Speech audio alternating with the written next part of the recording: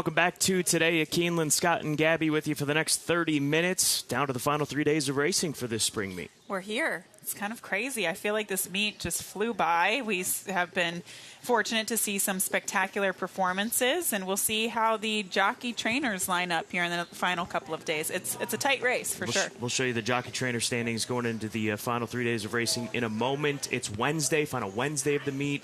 We've got tomorrow, we've got Friday, we've got the Keeneland April sale right after the races on Friday as well. With it being the final Wednesday of the meet, last chance to play the Wednesday Challenge presented by Malone's. Head over to Wagering Central. It's $10 to get in. The entire pool is paid out to the top 10 players, so it's a great pool, very popular contest here at Keeneland, and you place a mythical $2 win-place wager on the final 6 races of the day.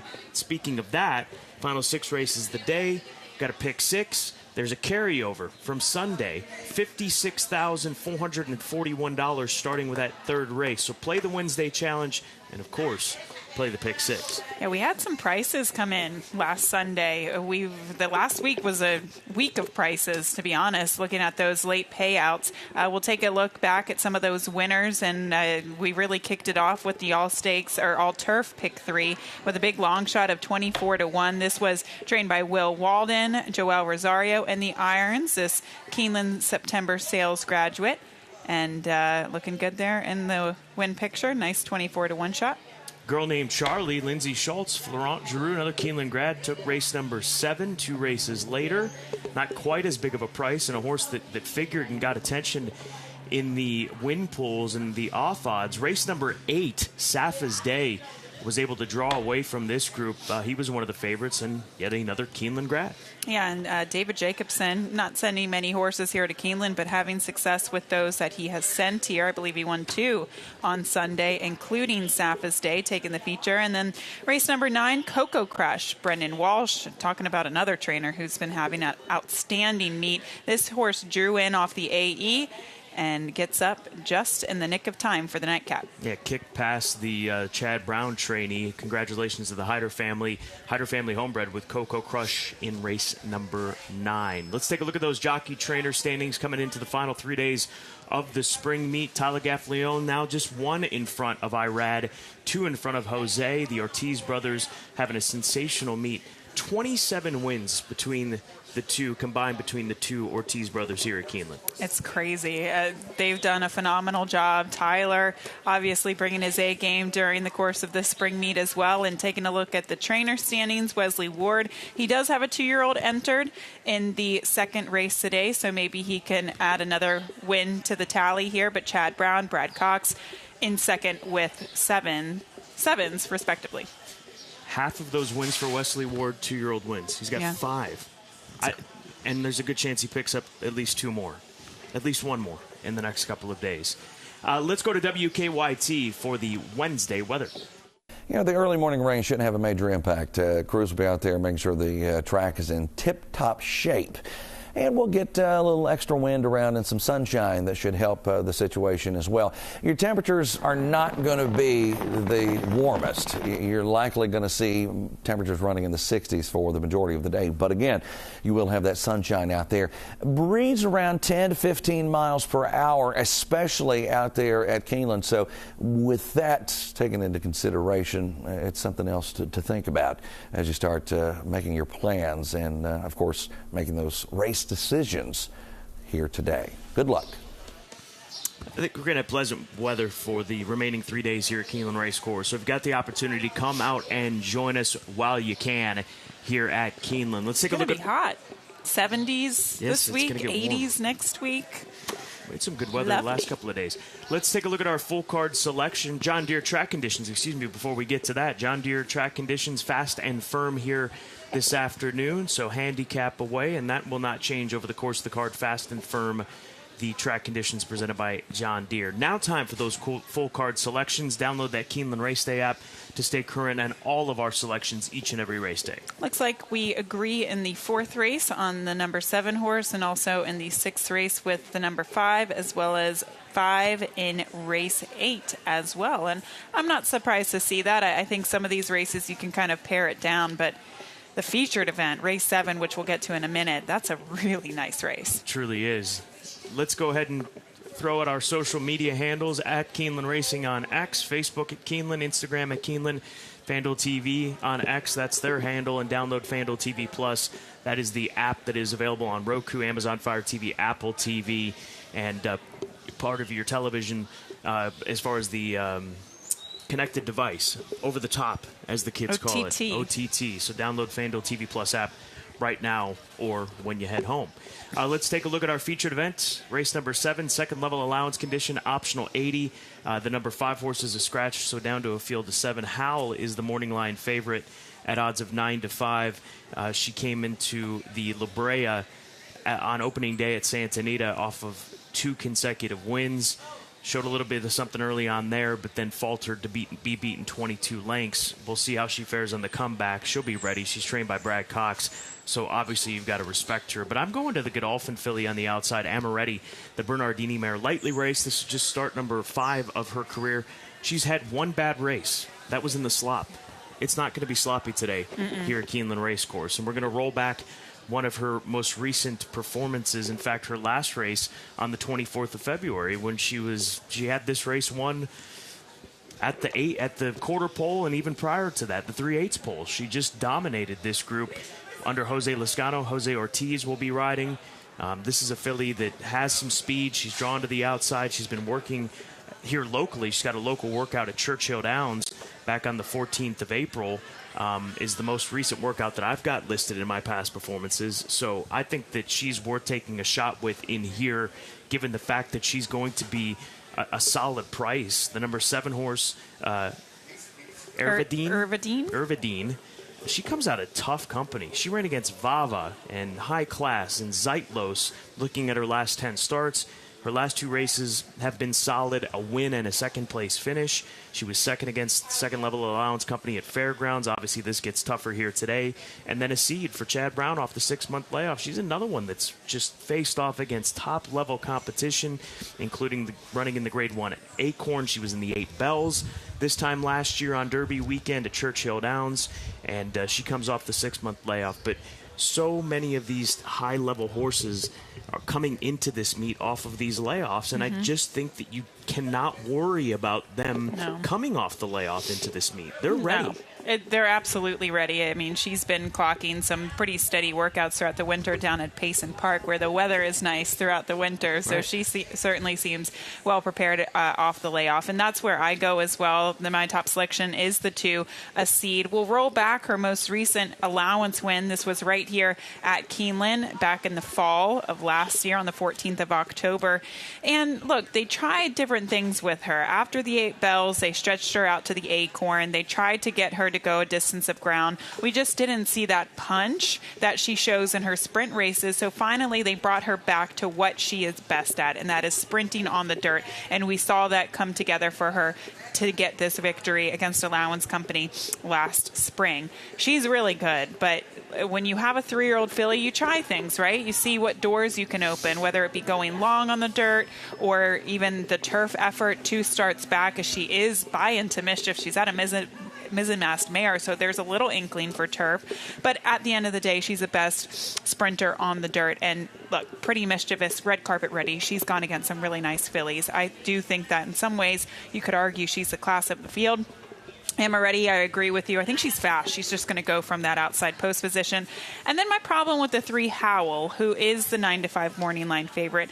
It was interesting to see where they spotted her, right? She broke her maiden so impressively here at Keeneland, and then she ran in a listed stake, the safely kept at Laurel, and you go from a Laurel listed stakes race to a Grade 1 race at the end of the year. Right. I don't know. I'm kind of on the fence with her, and I think it's one of those types of fillies where you have to watch the price and ask yourself what's the right price. Well, something's creeping into my mind with Hal, and I need to dig deeper into this with Brad Cox. When we talked about Ray's Kane when he went out to run in the Malibu, they vanned Ray's Kane. I wonder how she got to Southern California. I wonder if she vanned. Part of me thinks that was the only way to get to Santa Anita, and they missed some training because of the weather. So that might be part of the performance or lack thereof in the Grade 1 La Brea for Howell looking at her run lines. Flights are hard to get out there.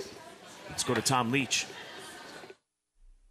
We'll start with Howl, who could well be the favorite. She was ultra impressive, breaking her maiden on this Keeneland surface last fall. Went off that race to Laurel and had a nice stake win. Then they shipped her all the way across country for the Grade 1 La Brea, and it didn't work out so well.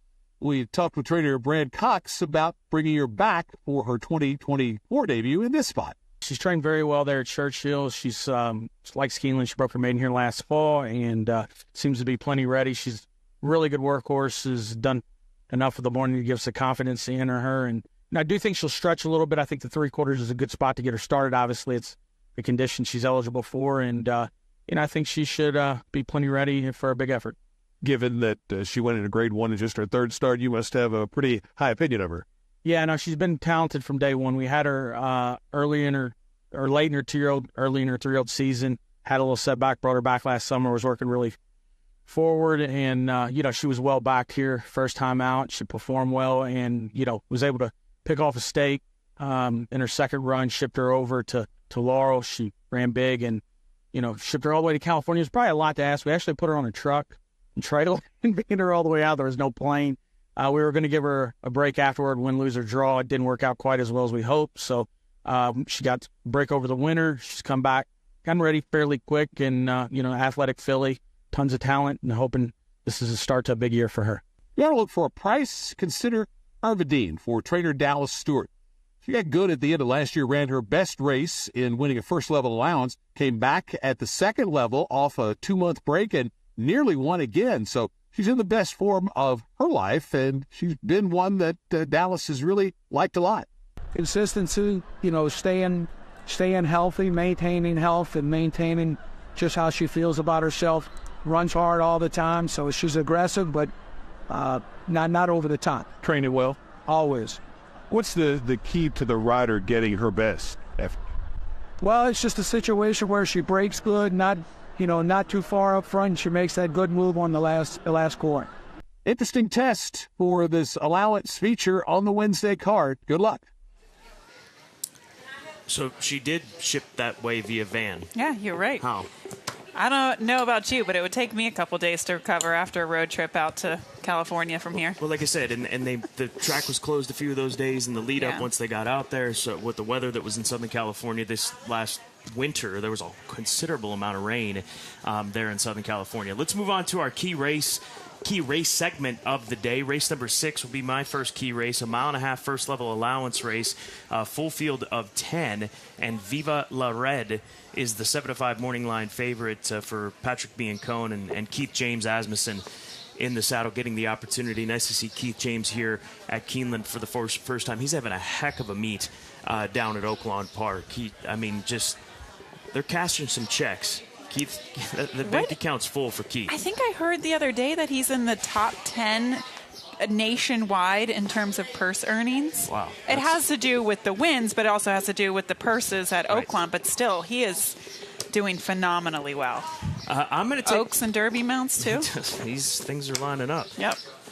The number 5 horse is where I go. That is I'm a Sure Thing for Christophe Clement. Now, this is a filly that gets Tyler Gaffleone. Once again, he's ridden this filly 4 times in the past, and she comes into this race off of a synthetic surface win at the 1.5-mile distance. She's down on the inside. She's going to get that split to work with on the inside, finding that position and getting herself into that hole, and fights through to get the victory. So this is a gritty win.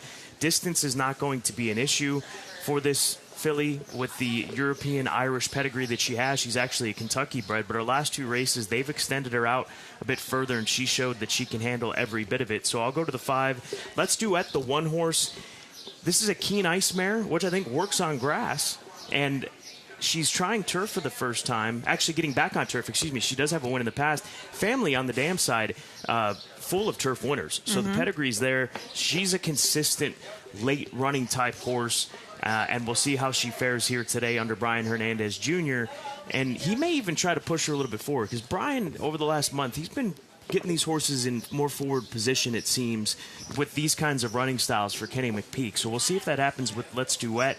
And then the number 4 horse, Awasef for Brian Lynch. This is a filly that spent the the winter in Dubai at the Dubai World Cup Carnival, and he even was there last year. She ran against the best 3-year-old fillies that Dubai has to offer in the 1,000 Guineas and the UAE Oaks, and then well beaten at Jebel Ali last time out. Actually, I'm just being told the 1 just has scratched out of this race, so a late scratch of the 1 in race number 6. Appreciate that, Isaac. So the 1 has just scratched out of race number 6.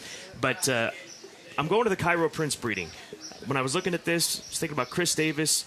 A couple weeks back, he had a Cairo Prince and wanted to try him on turf, and it worked out. Wire to wire, 25 to 1. Yeah, splits the field, and that was it. So they're trying this Cairo Prince filly on the grass for the first time. So I'll go 5-4, and then we'll regroup with the third choice, which I think just on the fly probably would be Viva La Red, coming out of those graded stakes races that she is. All right. Definitely take note of that late scratch, as I will take us a little bit earlier to the card. Race number 2, maiden special weight for 2-year-old fillies, 4.5 furlongs on the main track. Caribbean Wind will be the post-time favorite, morning line favorite right now at 6-5. And, of course, she's trained by Wesley Ward. We know how dominating Wesley Ward has been in these 2-year-old races, not only over the course of the past several years, but specifically this meet. I feel like he's come in with some really nice 2-year-olds with this meet. He lost a couple of the baby races last year. He's not losing them this year. He's coming in with purpose. Yes, he is. So Caribbean Wind, for many reasons, she is the filly to beat. But I am curious to see what the 7, What in the Literal, can do. We'll show you her last race. It was a couple of weeks ago, actually on opening weekend. And the biggest part to this, we didn't have the opportunity to show it, but it was the gate break. Scott, she did not get out of the gate that day. She drew post position number 2. She showed speed. She kind of rushed up, and then she kind of ran into the back of a wall of horses. Javier Castellano had to take up, and you can't do that in these types of races. You could go on to see that the top 2 finishers will well clear from the rest of the field. But what I also saw from her in the head-on, when she kind of angled out into the clear, she started running on more. I think there's more talent than what she showed in her first start here. Now she draws to the outside. She's in there's 1 scratch inside of her. So post position number 6, it's a heck of a lot better than post position number 2. And I just think she's going to be a better filly today. She got bet in debut. We talked to Jenna Antonucci before that first race. It seemed like she really liked this filly. So I'm going to take a shot with her. I don't think she's going to be 15-1. She'll probably come down off that morning line. But I do like her today to hope to try to beat Caribbean Wind. And Caribbean Wind just has to break slowly. I swear, that's the only way that you're going to beat Wesley Ward is if they break slowly. I know they don't. Maybe like a little 1-7 exacta, or maybe play a double and hope that the 7 wins. A much better price. You don't believe me. You're like, no, Wesley's going to win. I can't do it. I've tried. I'm going to keep trying. And, and I love Wesley, and he does a phenomenal job. It's just these prices on these 2-year-olds they're very low. Some people might think that another alternative would be the 8 Tappet First, who I pick in third, a first-time starting filly by Tappet out of Louisville First. She was a nice little New York-bred stakes mare, and we saw Steve Asmussen, his first-time starter in the 2-year-old race last week, was glued to the Wesley horse and was very unfortunate to lose that race. So I think this filly also looks well spotted. I cashed a big bet on Louisville First when she won that stakes race. She went wire to wire that day. You remember her? I do. Legit? You're yes, not I just do. I'm not making that up. I am not making that up. Let's go ahead and move along in the program to our Sailgrad Spotlights. Co-Invest is the focus in race number 4, the number 8 horse for St. Elias Stable and West Point Thoroughbreds. About $1.1 million. $1.1 million. Well done, Wade. Getting the hammer to fall at that 7-figure number. This is a colt by City of Light, who adds blinkers here today and has run twice so far in his career, both at Gulfstream Park. One at a mile and a 16th, one going 7.5 furlongs. Shows up here today for Todd Pletcher. Co-Invest Sailgrad Spotlight, $1.1 million yearling from 2022. Clocker Report, race number 6 is where we'll begin. Awasef. You're going to like the Clocker Report today. I do. Awasef returns to the races off the extended layoff, sitting on a sharp gate working in company with an unraced Speightstown filly, Miyako, bred to relish the turf, first-time Lasix. And then in race number 8, the finale, John the Beer Can Man, probably the favorite in that race, I would say, for Chad Brown, training forwardly and worked in company with, I struggle with this name, Ballooney? believe it's Ballooney, should have him poised for a big effort, big upside in second career start. So Mark Awasep, the 4 in race 6, John the Beer Man, the 10 in race 8. 6-4, 8-10. All right. Multi-race exotics. I feel like I shouldn't be doing the Turf Pick 3 because you have been the lady of the lawn. Lady Gaudet of the lawn. That's right. It begins in race number 4. 7, 8, and 10 are the ideas here. Unit Economics, who is going to be the favorite in there for Clarvich Stables and Chad Brown. Co-Invest, the number 8 horse for Pletcher, the horse we just focused in on. He's on equal footing, I think, from a form perspective and pattern perspective as the favorite. And then the number 10 horse, Surf City, for Vicky Oliver. This horse ran well on turf at Churchill Downs back in November. That was the best race of his career.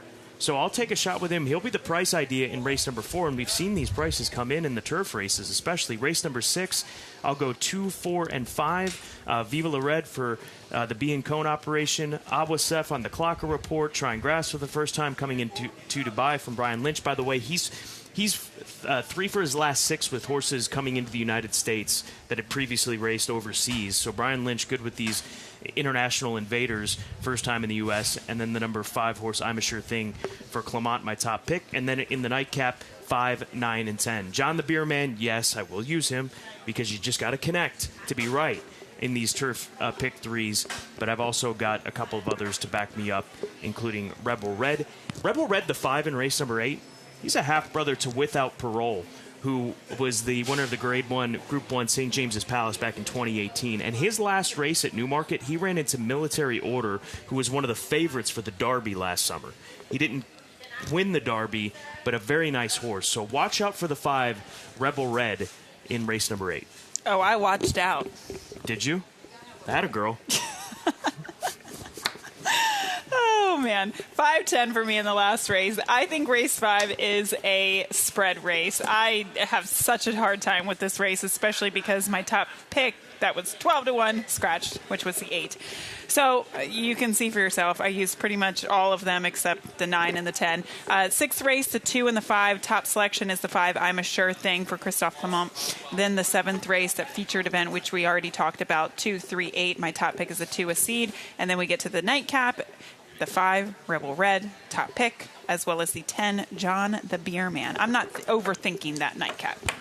Let's get into our best angles. Race number 1. I'm going to try to smash a double here to get some money for the crush a double. Does that sound better? The way you said it, I'm going to smash this double. The 1 and 7 are scratched. Shogun Be Fast is 8-5. Now draws the rail. I think that puts him in a tougher spot. Obviously, we always talk about not wanting to be on the rail in these sprint races. He'll be played. There's no doubt about it.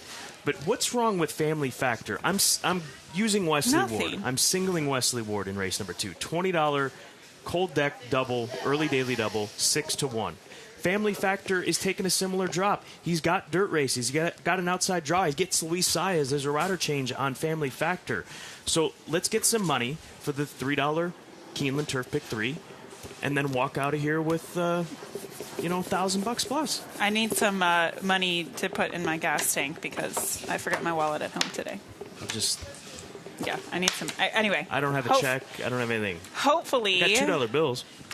Well, we're going to parlay that $2 in these rolling doubles all throughout the day, and hopefully we have some money by the end of the day so I can fill my gas tank to get back to Louisville, Kentucky. The 7, Unit Economics, is going to be the top selection for me in the 4th race. And here it is, 9-5 on this runner. And it's kind of like Chad Brown, these horses are well meant here, not only in the graded stakes races, but the undercard races as well. Unit Economics just seems to fit this field very well. We'll take a look back at his last race. This was at Gulfstream Park on the 20th of March. And he broke slowly. Now, it is a bit of a concern because he broke in a tangle first time out, but he ran second to Pork Rolls, who came back to run really well here against Allowance Company. And then he comes back here. He's way on the outside, making this closing run under the Klarovich Stables Silks. And he finished second to a winner who would come back to win an allowance race here at Keeneland by 6 lengths on the 10th of April. So it's been a very productive race, and I just think with his running style, even if he does get out of the gate a little slowly, he can overcome that at a track like Keeneland versus a track like Gulfstream. 7 over the 1-8 exacta. Oh, the one is a scratch. 7 over the 8-10. Okay. And the other thing worth pointing out when you're watching those replays, how far the rail was out. I mean, it's as far out as you can possibly get, and that it's very hard to close when the rail is out. So, yeah, he'll be tough in the fourth race, start of that $3 Keeneland Turf Pick 3. Here's Tom Leach for his long shot.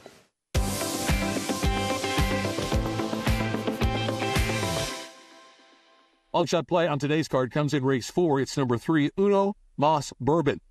Key angle here is that trainer Ian Wilkes put this horse on the grass in the third start last fall, and it produced the very best effort we had seen so far out of Uno Moss Bourbon. Wilkes has good numbers coming off the layoff, so let's try at 15-1 on the morning line, Uno Moss Bourbon. Thank you, Tom. Pick 6 carryover, $3 Keeneland Turf Pick 3. Fast and firm conditions. We've got the Wednesday challenge. Make sure you get involved in that. That is the pick 6 sequence. Final 6 races of the day. $10 to enter. $2 win place wagers, mythical win place wagers, where 100% of the pool is paid out to the top 10 players. It's a good day here at Keeneland. It's a good day. I'm feeling confidently about this card that I handicapped 7 days ago. It's all coming back to me. It is. No, I do. I feel good about it. I'm going to play the rolling doubles. I really need some cash for the ride home. I think it's like 80 miles left in the gas tank. That's not going to cut it. Do you want to put out a jar or something and sit on the corner? You want to do that? Over by the Rolex clock? There's a lot of traffic. I might need to hold some doors open today and maybe throw some dollar bills my way. At least I have lunch. I have a free lunch. Just hold this bag out. That's what you can do. For Gabby, I am Scott. Enjoy today at Keeneland. Enjoy these final 3 days of this spring meet before we head down the hill for the Keeneland April sale on Friday evening.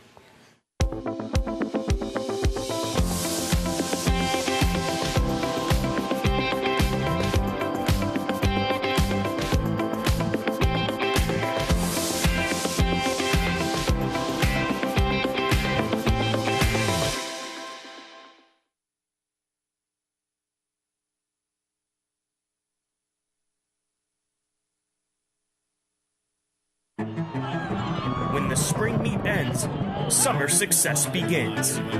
Buy, sell, fresh winners, hot prospects. One night, one chance. Finish strong. Don't miss out. The Keeneland April Selected Horses of Racing Age Sale. Friday, April 26th.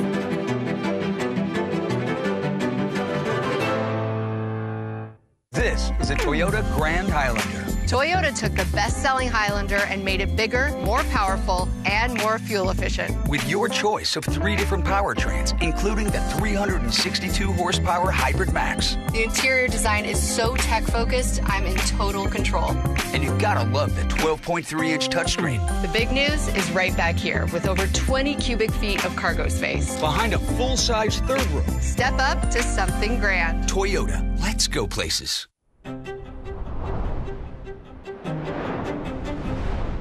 Good afternoon, ladies and gentlemen. On behalf of the management and staff of Keeneland, I would like to welcome you to the September yearling sale. Good to have you back with us. The energy at Keeneland Book 1 is unlike any other sale that you'll go to. It is the marketplace. The center of the horse universe. It's electric. You can't replicate the urgency that's at Keeneland September. Quality in quantity. Keeneland September Book 1, every breeder's dream.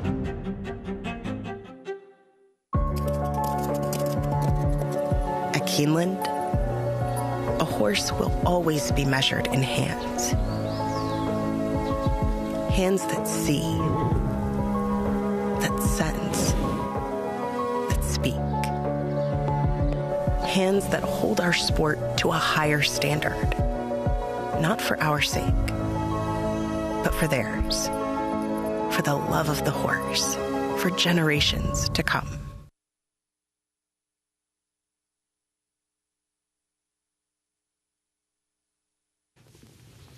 Keeneland welcomes Jill Kaufman to the paddock.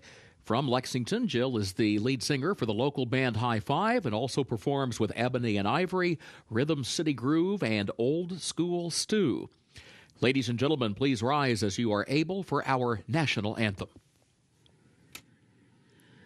Oh, say, can you see by the dawn's early light what so proudly we hailed at the twilight's last gleaming, whose broad stripes and bright stars through the perilous fight o'er the ramparts we watched were so gallantly streaming, and the rocket's red glare, the bombs bursting in air, gave proof through the night that our flag was still there.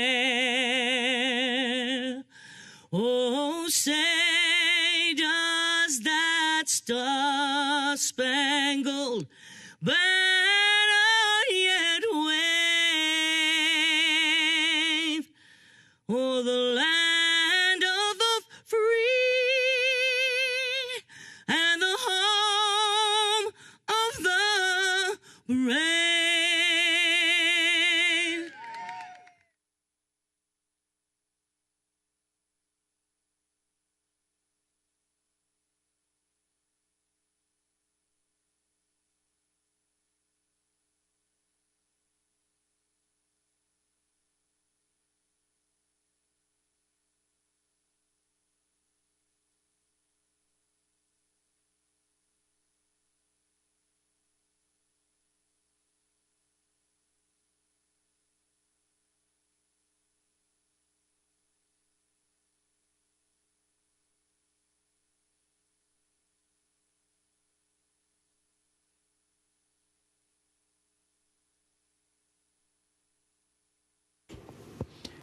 Keeneland is proud to recognize Keeneland bedologist Russell Mendez as the employee of the day. Congratulations, Russell.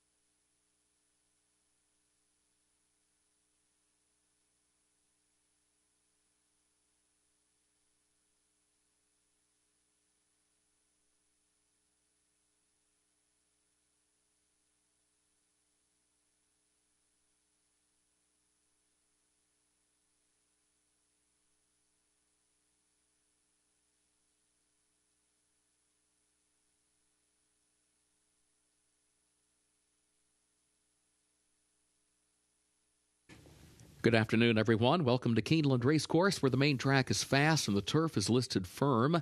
The rail set at 30 feet on the turf course today. Time now for a look at the program changes.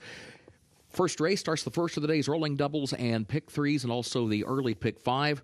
Again, the John Deere track and turf conditions, main track fast, turf firm. In the opener, scratch number 1, Hijack the Party, and scratch number 7, Moonstrike. That's in the first race. Scratch number 1, Hijack the Party, and scratch the 7, Moonstrike. Jockey change on the 4, Enjoyment, Declan Cannon. Number 4, Enjoyment, jockey Declan Cannon. On the 6, Family Factor, jockey Luis Saez. That's number 6, Family Factor, jockey will be Luis Saez. And a jockey change on number 8, Midway Miracle, Joseph Belmer. Number 8, Midway Miracle, Joseph Belmer, the jockey. Second race, start of the early pick 4. And in that second race, scratch number 3, Baytown Storm. Also scratch number 9, Street Lass. Scratch the 10, Little Alexa. Scratch the 11, Mo Picks, Please. Also scratch the 13, Flaming Glory.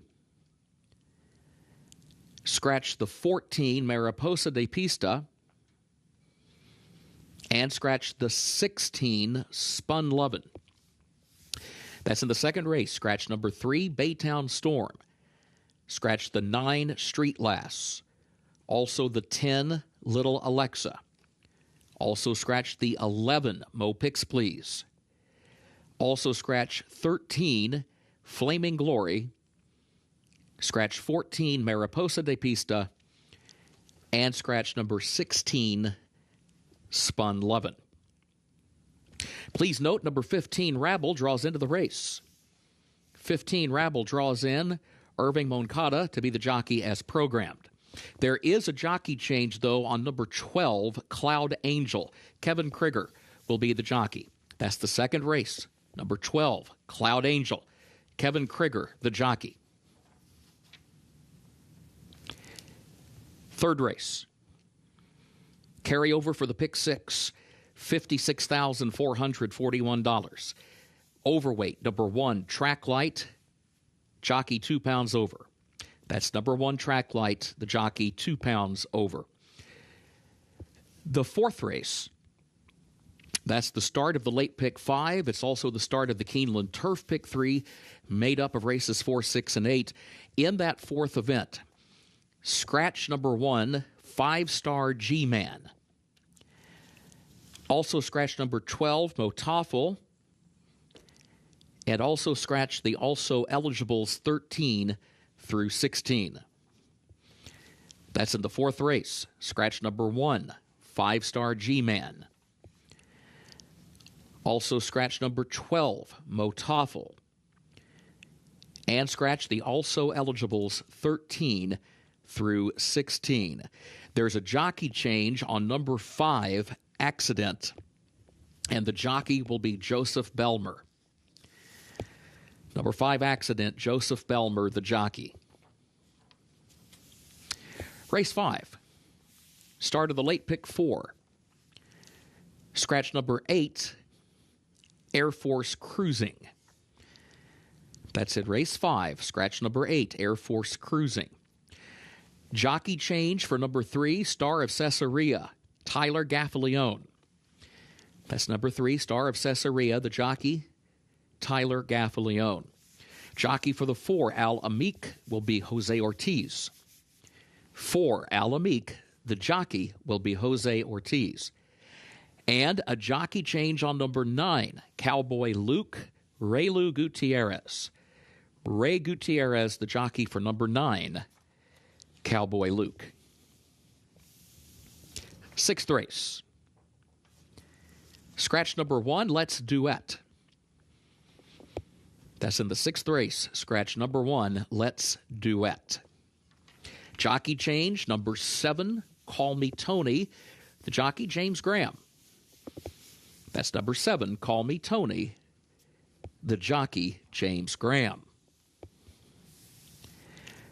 Featured 7th race. Scratch number 5, Charriere. That's in the featured 7th race, scratch number 5, Charriere. 8th and final race, no carryover for the Toyota Super High 5. Scratch number 1, Thermoscope. Also scratch the 14, My Boy Tony, the 15, Brio, and the 16, 10 Bits. That's in the 8th and final race. Scratch number 1, Thermoscope. Also scratch the 14, My Boy Tony, the 15, Brio, and the 16, 10 Bits. Please note, number 13, Agape Moo, draws into the race. 13, Agape Moo, draws into the race. Jockey change to be announced. Also in that 8th race, there is a jockey change for number 6, Decanted. Make that jockey Martin Garcia. That's the 8th race, number 6, Decanted. Make the jockey Martin Garcia. Those are the current program changes. Time now to check in with Scott Hazelton and Gabby Gaudette. Happy Wednesday to you, Kurt Becker, and welcome to closing week, the final 3 days of racing for Keeneland Spring, as we've got an 8-race card ahead of us and a big day. It's Wednesday Challenge presented by Malone. And how about a pick 6 carryover starting in race number 3, Gabby, over $56,000. Yeah, even looking back to Sunday, the payouts were amazing. Looking at the late pick 5, pick 4, even the turf pick 3.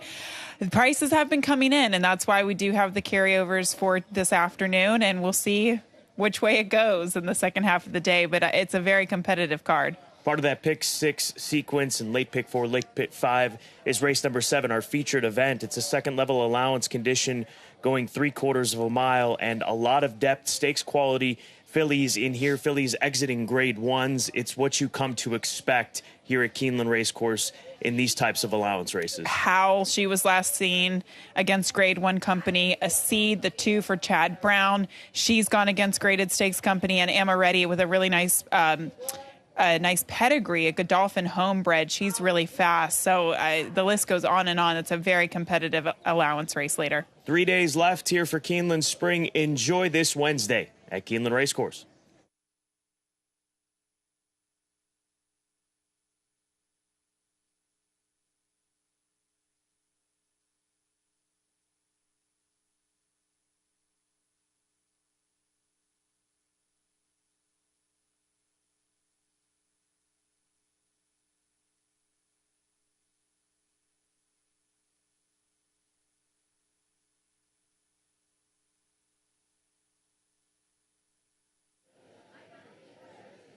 Horses saddled up and ready to go for the opener. Less than 16 minutes away from race number 1. Double exacta trifecta, pick 3, and the first of 2 pick 5 opportunities begins here in race number 1. Early pick 5 time here at Keeneland. The number 6 horse Family Factor is the direction I'm going in the opener for Jesus Esquivel. This is a colt by the Factor who comes out of a first level allowance condition race at Turfway Park where he was 95-1, well in over his head, and just simply was never involved after a bad break. He's back in a very realistic spot here today. They took this horse for $15,000 2 starts back and then jumped him up to that high level allowance condition last time out. If you look at his first handful of races on dirt, they were very solid at Churchill Downs and Ellis Park, and I don't think that there's a lot of separation between he and the 2 favorites in this race. So I'll go to Family Factor, looking for a bit of a price, hoping that the drop and move back to dirt will get him back into the winner's circle here this afternoon. And note that Luis Saez does ride Family Factor, the number 6 horse, who is currently sitting at odds of 5-1. The number 2 horse, that is Shogun Be Fast, who now draws the rail with the scratch of the 1. Steve Asmussen leaning on his son Keith James Asmussen, who's come up here to Keeneland Racecourse for the first time this meet, and Keith James having a wonderful meet down at Oaklawn Park. This is a colt for Three Chimneys Farm who's taken a huge drop down in class. He was favored on debut in September of last year as a 2-year-old. A couple of allowance tries since then, and actually second on debut, but placed first by way of disqualification. But they drop him in for 20 here today, being very aggressive. He has to break quick here today to win from post number 1, and he's hip number 54 in the upcoming Keeneland April sale, which will take place on Friday right after the races here at Keeneland. And then the number 3 horse, the current favorite at 6-5, that is Ellie's Boyfriend for trainer Mike Maker, back on dirt after a synthetic try at Gulfstream Park in an optional $35,000 claiming event. Broke his maiden for 20 at Fairgrounds. He's in for 20 today against Now Motors, a 2 company, so a sensible spot for him to be in. 6-5 as it stands at the moment on Ellie's Boyfriend. Not that it's much separation in the win pools from 6-5 to 9-5, but I thought the 2 would be the favorite. But I think part of this might be the rail draw now for the 2 Shogun Be Fast, to be honest with you. And Tyler Gaffalione, he's going to be able to put some pressure on Shogun Be Fast if these 2 horses break sharp from the inside, as you would expect, as you would hope when playing these colts going 6 furlongs here in race number 1. Good luck in the opener. Again, the Pick 5 begins here. The Pick 5 pool with less than 14 minutes to post, nearing $140,000.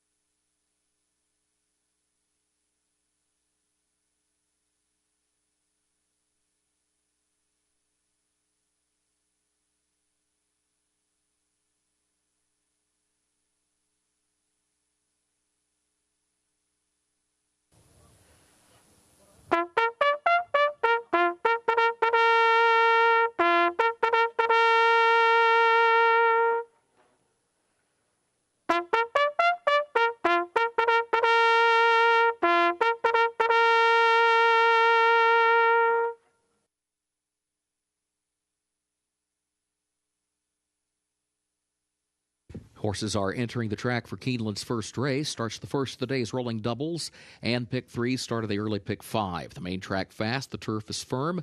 Rail at 30 feet on the turf course today. In the opener, scratch number 1, Hijack the Party. Also scratch number 7, Moonstrike. Jockey for the 4, Enjoyment, Declan Cannon rides number 4. Jockey for the 6, Family Factor, Luis Saez rides the 6. And the jockey for number 8, Midway Miracle, Joseph Belmer. Joseph Belmer rides number 8. Post time in 8 minutes.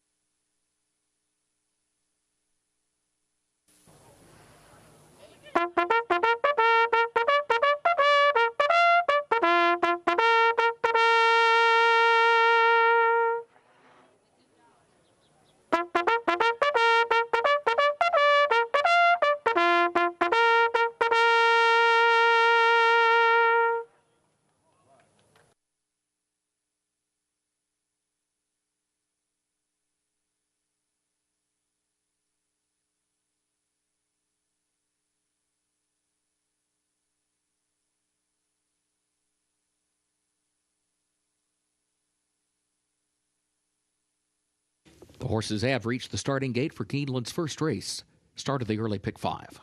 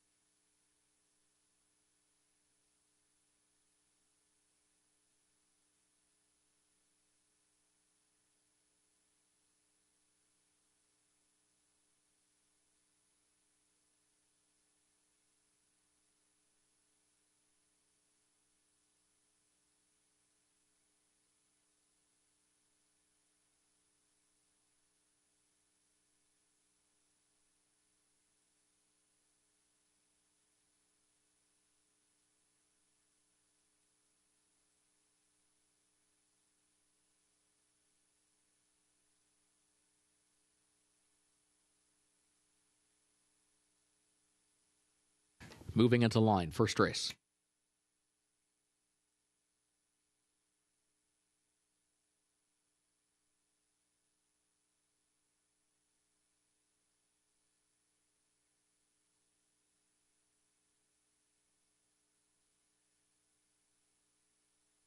Shogun Be Fast goes in. Ellie's Boyfriend. Enjoyment moves into line. 3 more to load. Here's Knack Knack Bolt. Now Family Factor. Midway Miracle, the last one coming forward.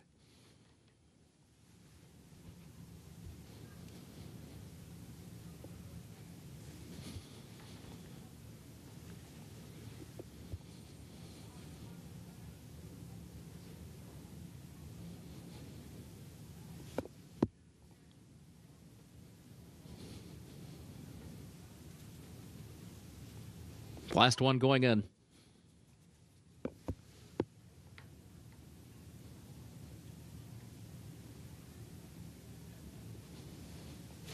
At the post. And they're off.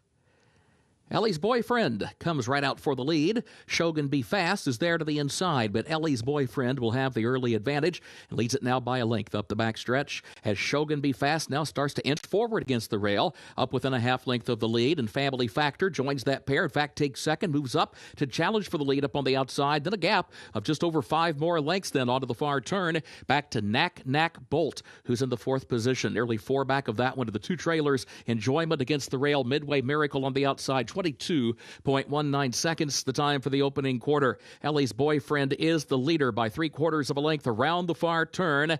Family Factor is second toward the outside, another length and a half. Shogun Be Fast is third, still toward the rail. 3 lengths off the lead, a 1/4 mile to go. Ellie's Boyfriend to catch as they move off the far turn. Family Factor toward the outside, drifts out toward the center of the track, still in second position coming to the 8th pole. Shogun Be Fast is third, 5 lengths from the front. Enjoyment is running late toward the rail, 4th to 3rd to 2nd. Enjoyment making a bit up the inside, but still has to catch Ellie's Boyfriend. 16th to go. Ellie's Boyfriend by a length. Enjoyment is there to the inside. Ellie's Boyfriend has the lead. Enjoyment is there. Down to the line. And it is Enjoyment who gets up in the final jump.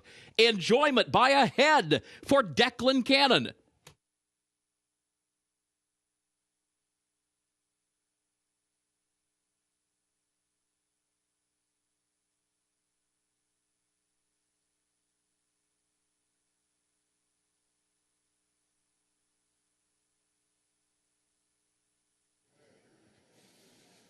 Well, the 3-horse Ellie's Boyfriend had to go fast to make the lead, and that catches up with him late in this race. And who's there to take advantage of it? Declan Cannon and Enjoyment staying steady down on the inside. They're the only horse finishing with any kind of an interest late in this race. Stays up against that rail, always had plenty of room to work with, and gets there just in time in the shadow of the wire. Enjoyment at a price to kick off this Wednesday at Keeneland.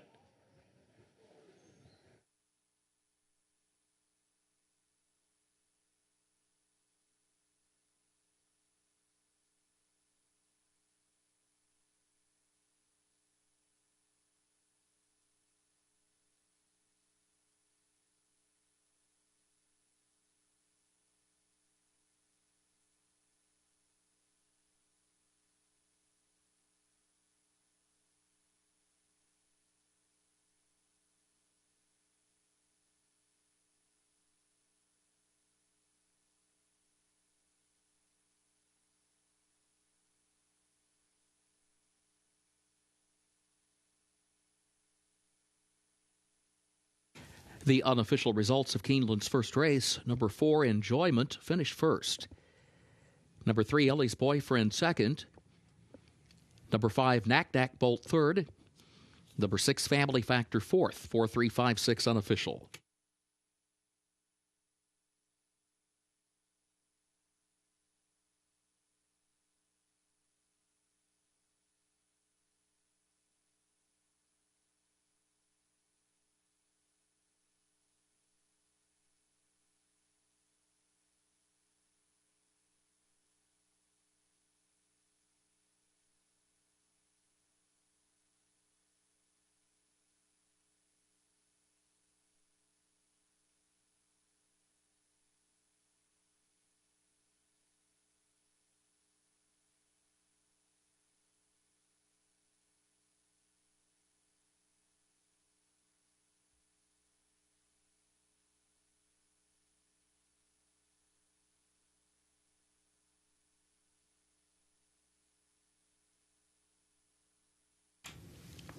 In the winner's circle for Keeneland's first race, number 4, Enjoyment, owned by Eduardo Terrazas, trained by Cirillo Goristieta, Declan Cannon, the jockey. Enjoyment, 6-year-old gelded son of Tapazar, out of Frivolous Alex by a Fleet Alex, bred in Kentucky by Peter Blum Thoroughbreds, LLC. 6 furlongs over the main track, listed fast, 1 minute 13.15 seconds.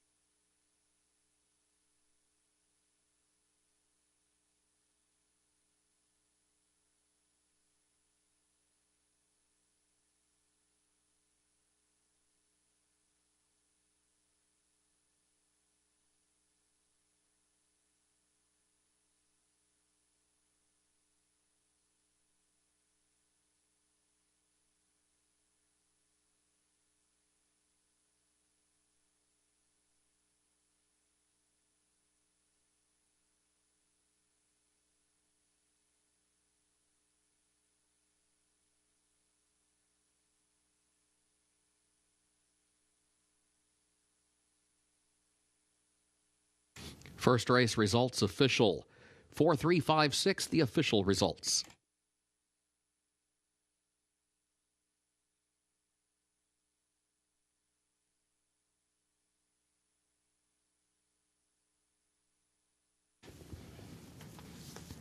Keeneland's second race upcoming. Double and pick 3 wagering offered here. Also the start of the early pick 4. Main track is fast. Turf is firm, and the rail at 30 feet on the turf course today. In race 2, scratch number 3, Baytown Storm. Also scratch number 9, Street Lass. Scratch the 10, Little Alexa. Also scratch number 11, Mo Picks Please. Also scratch 13, Flaming Glory. Scratch 14, Mariposa de Pista, and scratch 16, Spun Levin. A reminder, number 15, Rabble, draws into the race. 15, Rabble will run. Irving Moncada as programmed to be the jockey, but there is a jockey change on number 12, Cloud Angel. A reminder, number 12, Cloud Angel, Kevin Krieger will be the jockey for the 12.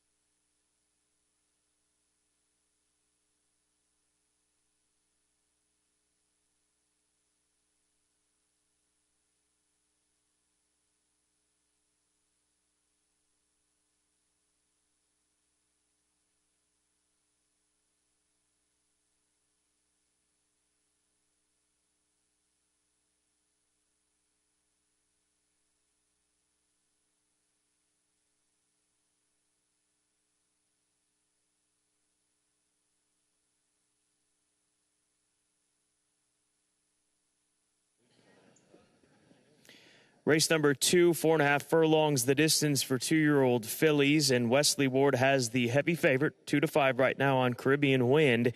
And Wesley Ward has won 5 2-year-old races thus far here at Keeneland Racecourse for the spring meet, and tough to go against this filly. It's not the most attractive price at odds of 2-5, but the reality is he's brought these 2-year-olds over, as he always does, to Keeneland Spring with very, very live intentions. And this is a filly that was purchased for $385,000 last year as a yearling. She comes in with a series of workouts between Payson Park down in Florida and up here at Keeneland Racecourse. She worked in 36 from the gate, 3 furlong work, the best of 7 on that morning on the 12th of April, and followed that up with a 36 and 4 work. So Caribbean Wind with Irad in the saddle. Break sharp, go on with it. That's been the recipe for success for Wesley Ward for a number of years here at Keeneland with 2-year-olds, and for any horse for that matter in the 2-year-old ranks in the springtime. Breaking fast as a key, and getting that lead going into the turn oftentimes wins these races. And there she is in the Wesley Ward black and gold's blinkers, I should say. This one being sent out for Breeze Easy, the owners of this Speightstown filly.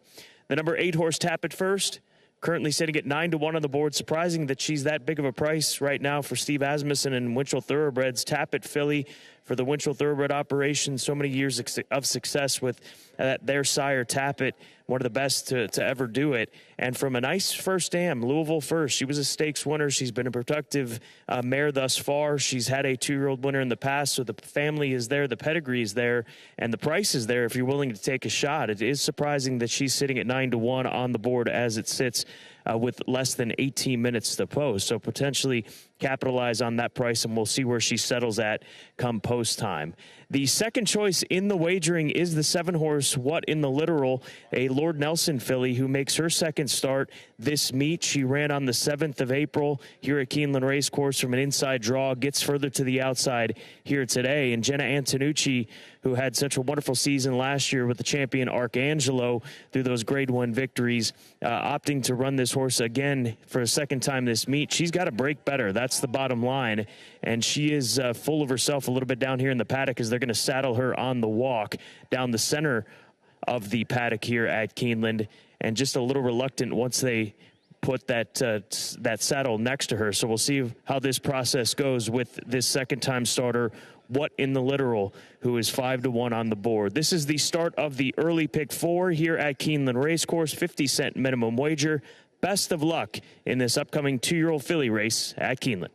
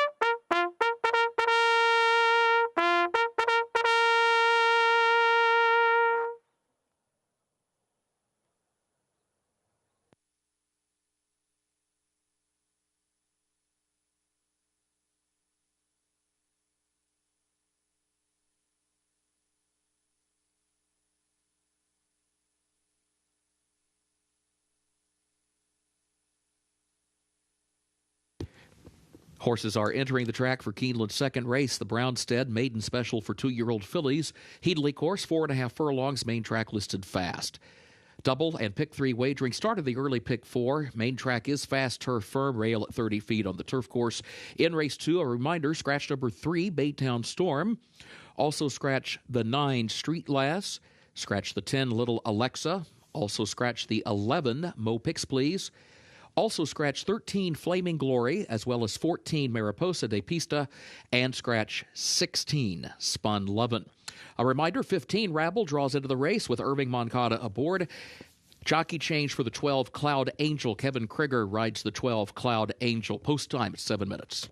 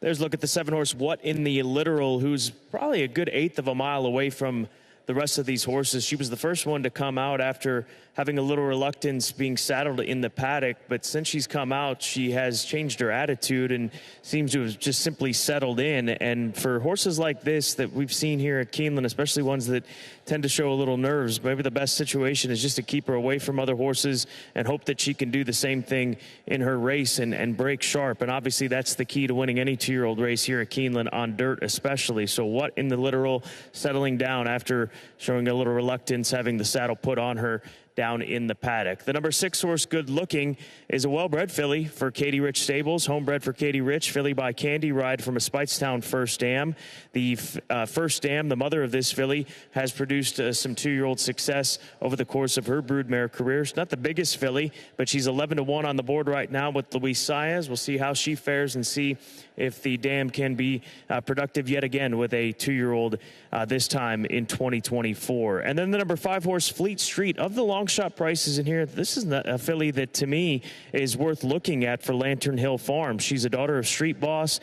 She is a filly that comes from a first dam who was a winner, and this is her first runner, of course, Summer's Hope, the daughter of Summer Front. But she worked quick at the Thoroughbred Training Center back on the 5th of April, a couple of weeks back, in 35-4. So at 24-1, if you're looking for some underneath prices or to take a shot against this heavily backed Wesley Ward runner, the number 1 horse Caribbean Win, look at Fleet Street as one that should be considered. Early pick 4 begins with race number 2. Over $105,000 in that pool. Less than 4 minutes to get those plays in here at Keeneland.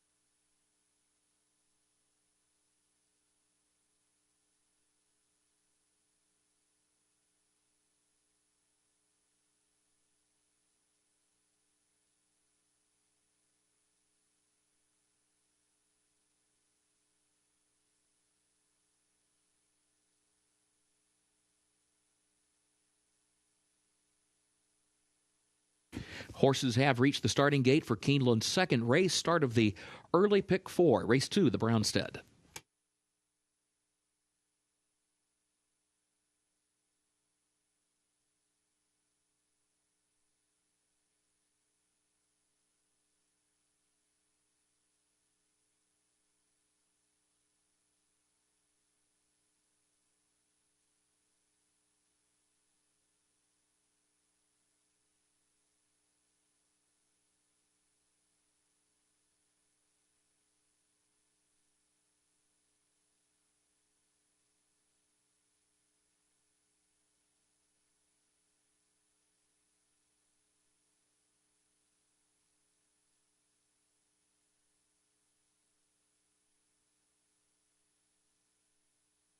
Moving into line, race 2.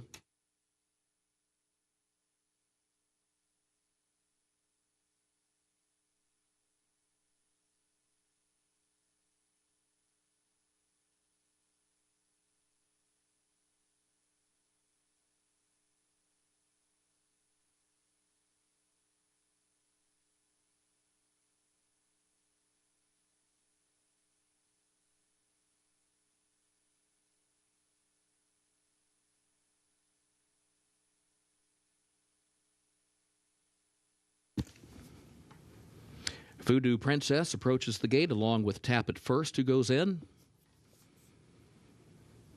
Fleet Street.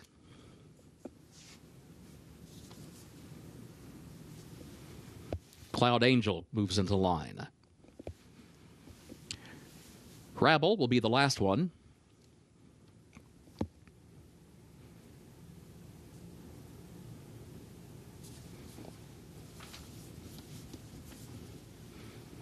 Comes forward. Goes in. They're at the post. They're off.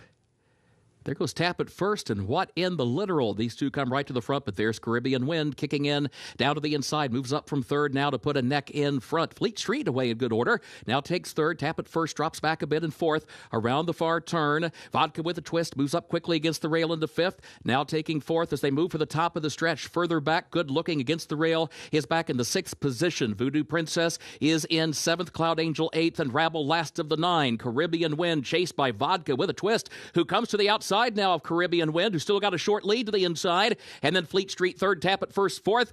And then What in the Literal far outside is fifth. Caribbean Wind is the leader. Tap It First is running late down toward the rail. Caribbean Wind has the lead. Tap It First is down toward the inside. Up to second, still a length off the lead. Caribbean Wind, Tap It First. What in the Literal? Caribbean Wind, Tap It First. And then What in the Literal at the wire.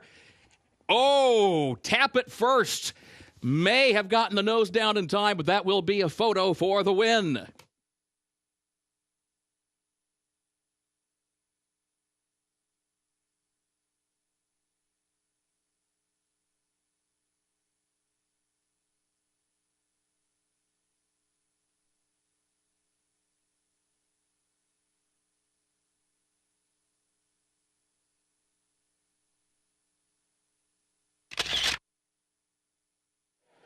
Too close to call. It goes to the photo here for race number 2. It's Caribbean Wind in the gold silks of Breeze Easy, who's got the lead. White cap down on the inside, far side up against the rail with all kinds of room to work with is Tap It First.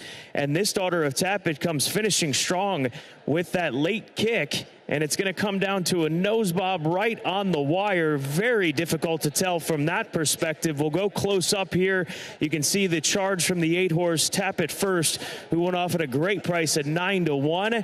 That angle looks like the inside, but here's the best angle of all as they run to the mirror, the break in the rail, and it does look like maybe the 8 by the slimmest of margins. Photo on the board for race 2 between the 1 and the 8.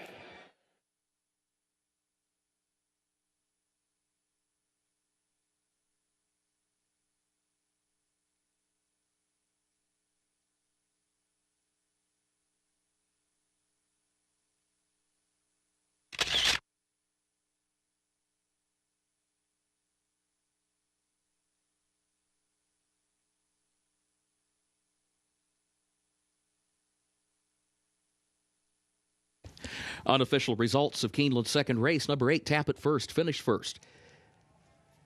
Number 1, Caribbean Wind was second.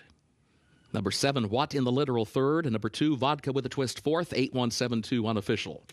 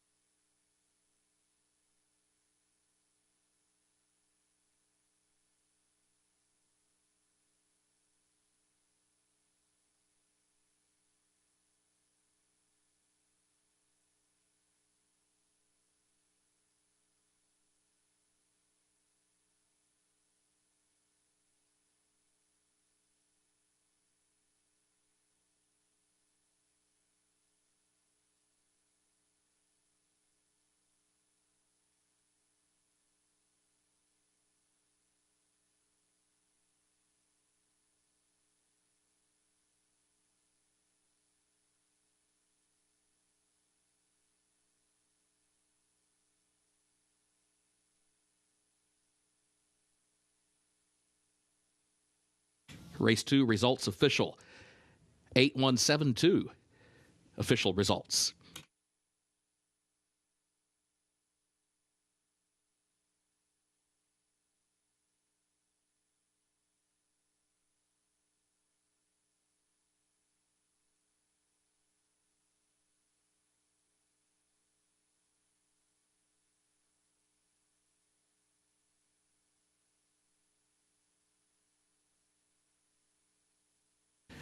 Into the winner's circle, the official winner of race 2, the Brownstead, number 8, Tap It First, owned by Winchell Thoroughbreds LLC of Ron Winchell, trained by Steve Asmussen, Keith James Asmussen, the winning jockey. Tap It First, a 2-year-old filly by Tappet out of Louisville First by Girolamo, bred in Kentucky by Winchell Thoroughbreds LLC. Heatley course, 4.5 furlongs over the fast main track, 53.29 seconds.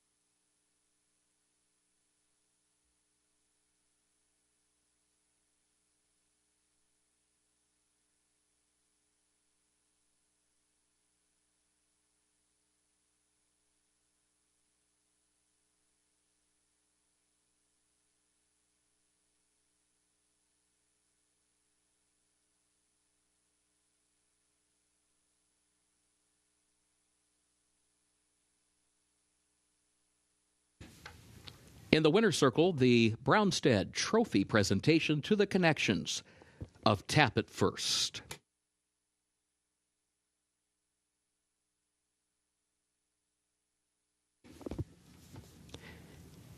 Keeneland's third race upcoming, double and pick 3 wagering, started the pick 6 with that $56,000 carryover. In the third race, a reminder, the overweight number 1 Track Light, the jockey, is 2 pounds over.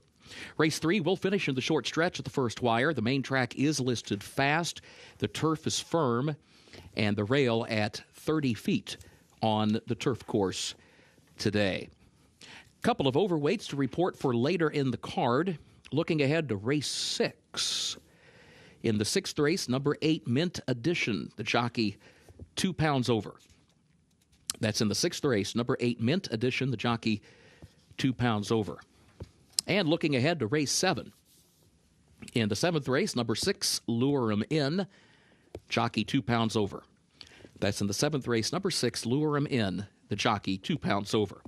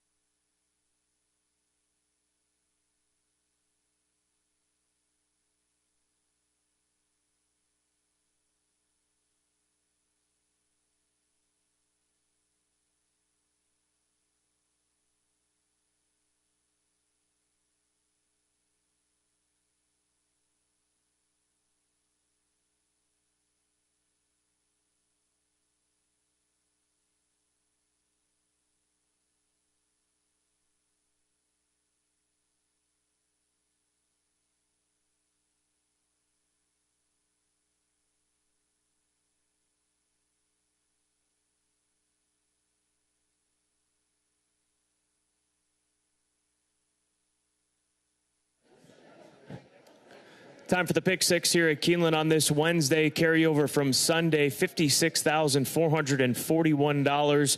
Starting here in race number 3 with the pick six, maiden $50,000 claiming event for 3 and up at a mile and a 16th. First wire finish, short stretch for this mile and a 16th run. Drury Lane, the number 2 horse for Godolphin, and Brendan Walsh, the current favorite. 9-2 morning line, bet down to 2-1 off of 2 races at Turfway Park on the synthetic. 3 changes being made here. Dirt for the first time, as far as racing is concerned, off of 2 synthetic runs, drops in for 50 and adds blinkers today. And also, Luis Saez will jump into the saddle for the first time. All these changes, you like to look for change when you find horses that have failed to do much over the course of a couple of races or even a sequence of races when you're dealing with older horses. But we're dealing with 3-year-old colts here in this situation, 3-year-olds and up. And Drury Lane, with the addition of blinkers and the drop here today, look for a difference here this afternoon. That's what I'm banking on. I would imagine that's what most are banking on that are putting up their money here, placing it on this number 2 horse Drury Lane in race number 3. So 2-1 with all the changes. That's the direction I go in race number 3. Mo Rhodes, my second choice for trainer Dale Romans, comes out of 2 tough races. At Churchill Downs, he ran into Track Phantom, one of the top 3-year-olds down at Fairgrounds this past winter, and a horse that we'll be hearing from in a week and a half time over at Churchill Downs for Derby 150. Also, in that most recent start, he ran into Jefferson Street, who put together a very impressive performance earlier this meet here at Keeneland Racecourse. He drops in class. He goes 2 turns for the first time. Multiple changes being made with the 3-horse Mo Rhodes. Expect a better effort because of the changes from Dale Romans for West Point Thoroughbreds and Albaugh Family Stable. And then the number 6 horse, that is Ice Time for Joe Sharp. He comes out of a Turfway event back on the 29th of November. That was 4 months ago. Those are a couple of good live races that he exits as he drops in for 50 for the first time. He ran into Utah Beach, who won on Heroes Day last week at Keeneland Racecourse. That was that 1.25 mile event at Turfway Park. He's an interesting one from a pace perspective. He has sat forward with slowish paces. Not sure how this is going to pan out. I think that you're going to see a quicker pace here today, given the level of competition and those dropping out of tougher company. So we'll see if Tyler Gaffalione can get this horse to make a run, or if they intend on trying to be a little bit more forward in this effort here this afternoon. He's 0 for 12, but he's managed to finish in the top 3 in 5 of those 12 runs. And again, he drops in for 50 today, making him a live contender. Pick 6 pool, $167,000, so now well over $100,000 of new money in the Pick 6 pool with that carryover of $56,000 plus from Sunday. Best of luck in this Pick 6 sequence. It's race number 3 at Keeneland.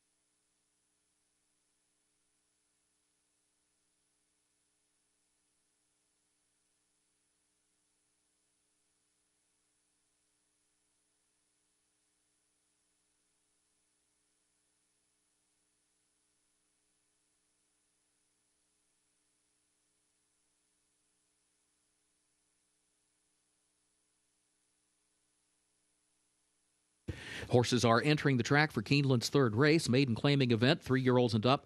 Price of $50,000, a mile and a 16th over the main track listed fast. Race will finish in the short stretch of the first wire.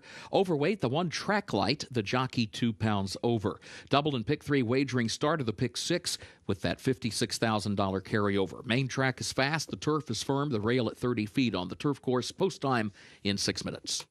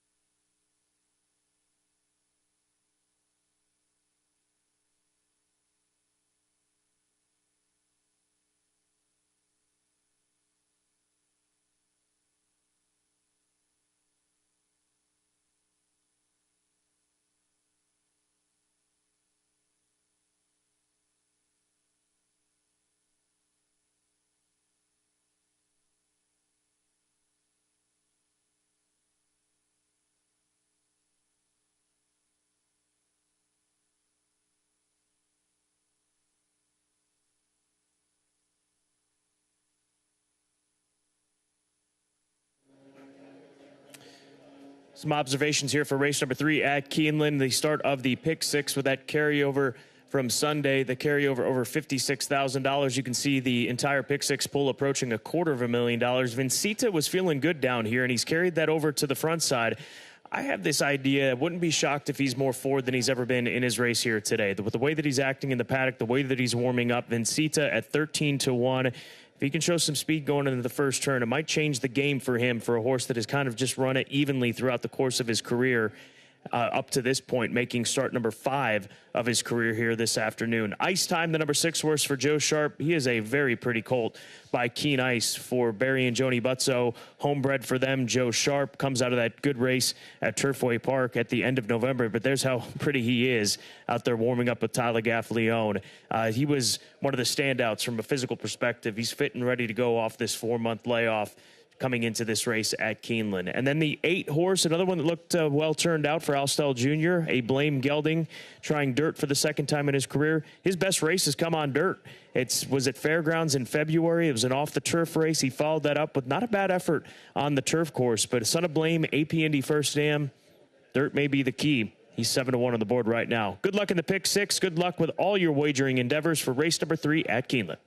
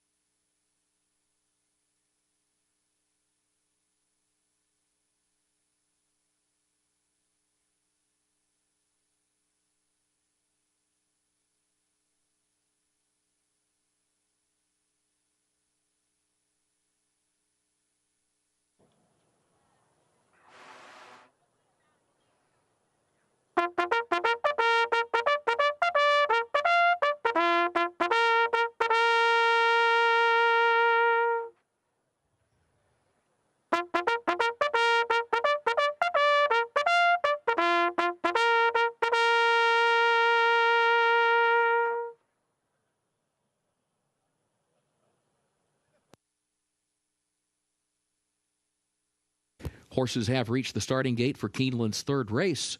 Start of the pick six.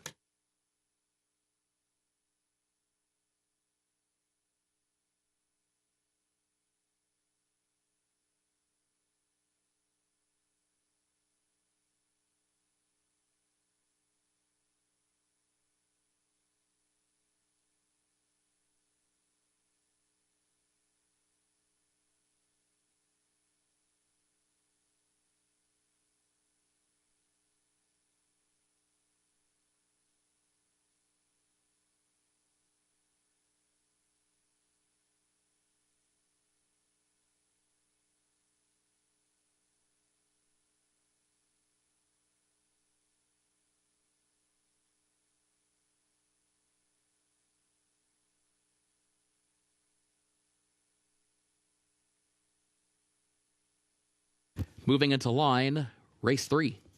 Getting ready for the start of the pick six.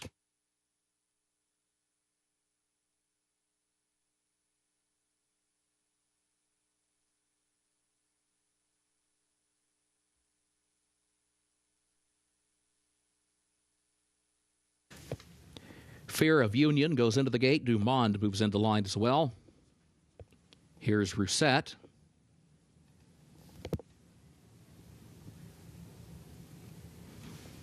Active Duty, the last one. Goes in, first wire at the post. And they're off. And there goes Drury Lane along with Track Light from the inside. Rousset has some early speed here, and Active Duty is away running fourth up on the far outside as the field heads into the first turn. Drury Lane starts moving up and now takes the lead from Track Light moving into the turn. Rousset is up to challenge on the outside for second. Now takes second just off the leader's flank. That'll shuffle Track Light back into third by 3/4 of a length. Fear of Union outward from the rail around the turn in fourth. Mo Rhodes back toward the inside in fifth. Active Duty is sixth up on the outside. Then a break of 3 more lengths as they head up the backstretch to Venchita, who's toward the rail and is joined by Ice Time, then Dumond, who stacks up from last on the far outside. 23.69 seconds was the time for the opening quarter. Drury Lane against the rail, midpoint of the backstretch, leads at a half length. Rousset second, a half length. Fear of Union third up on the far outside, and then Track Light back toward the inside is fourth. Active Duty fifth outside of that one, still just over 3 lengths from the front, and is followed by Mo Rhodes. Ice Time on the outside. Venchita back toward the rail, now a long way back to Dumond, who is last. It was 47.68 seconds the time for the first half mile. Drury Lane, Rousset, Fear of Union, they're the top 3 from the rail out. Here's Rousset between horses at the quarter pole, draws alongside of Drury Lane as they move off the far turn to the top of the short stretch. Fear of Union third, still 2 lengths off the lead to the far outside, then a gap of 7 more lengths to everyone else who has a lot of running to do. Drury Lane in a tussle here with Rousset, who's got a narrow lead. Fear of Union, then Active Duty, who's fourth on the far outside. Final furlong, Fear of Union coming forward from Rousset. Venchita and Mo Rhodes. Venchita and Mo Rhodes are coming late. Venchita and Mo Rhodes. Mo Rhodes threading the needle through traffic for Martin Garcia to win.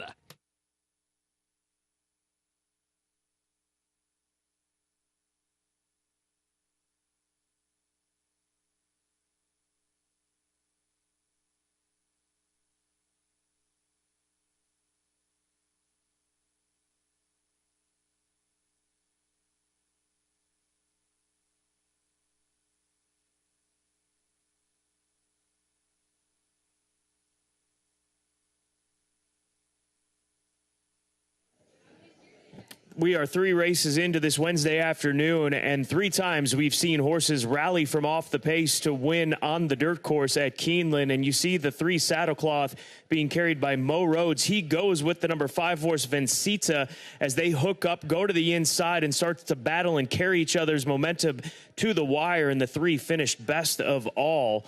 Well done to Dale Roman's Albaugh Family Stables and West Point Thoroughbreds, and Martin Garcia, and most of all, Mo Rhodes, as he breaks his maiden here in race number 3.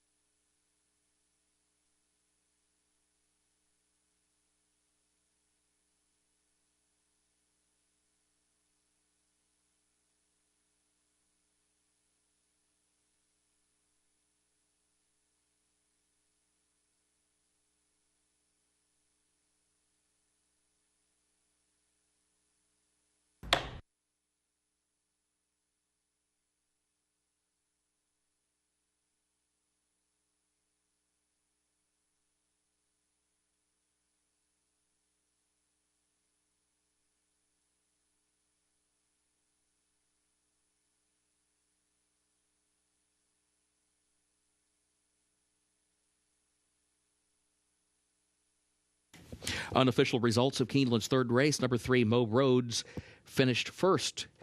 Number 8, Rousette, was second. Number 4, Fear of Union, third. And number 5, Vincita, was fourth. 3-8-4-5, unofficial.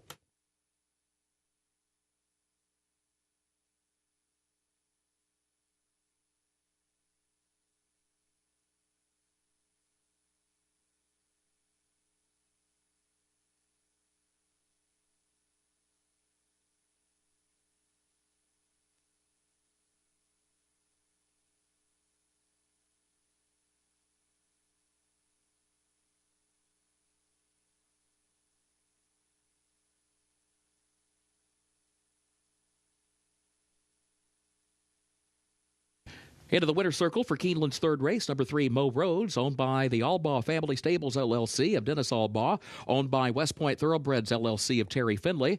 The trainer, Dale Romans, the jockey, Martine Garcia.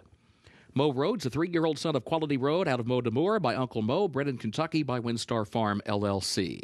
Mile and a 16th over the main track, and the results are now official.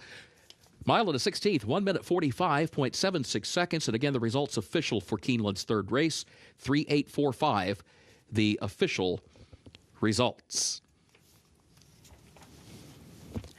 Keeneland's fourth race upcoming. The turf is listed firm today. The rail at 30 feet. Double, pick 3, and also started the late pick 5, and also started the Keeneland turf pick 3, made up of races 4, 6, and 8. Scratch the 1, 5-star G-Man. Number 1, 5-star G-Man is scratched. Also scratch number 12, Motafel. Scratch 13, Talbingo, 14, Drobny, 15, Boathouse, and 16, Madden. A reminder, the jockey for number 5, Accident, Joseph Belmer. That's number 5, Accident, the jockey, Joseph Belmer.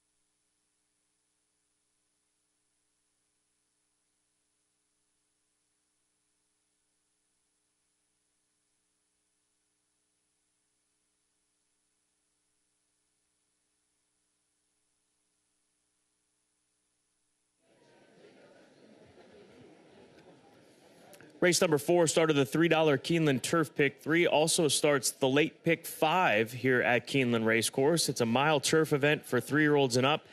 Maiden special weight worth $100,000. Even money on the number 7 horse Unit Economics, who took a step forward in his second career start. Did not run bad on debut behind a horse named Pork Rolls, who we saw run well earlier this meet here at Keeneland.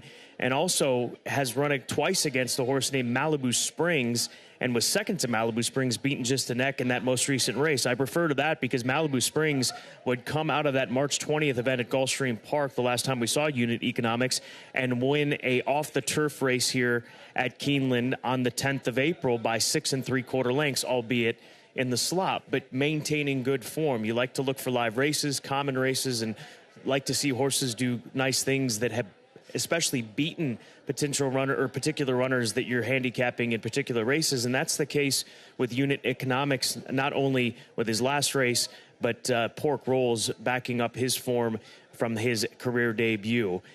That race last time out, too, at Gulfstream Park, we showed it to you on today at Keeneland in case you didn't miss it. He was rallying from well off the pace, and the rail was way out. The temporary rail was as far out as you could get it at Gulfstream Park, and that tends to aid front runners. So the way that he was able to close that day was very, very encouraging. So Unit Economics, I think even money does make sense. If you can double your money on this horse here today with the type of form that he comes into this race, I say you go on and run with it.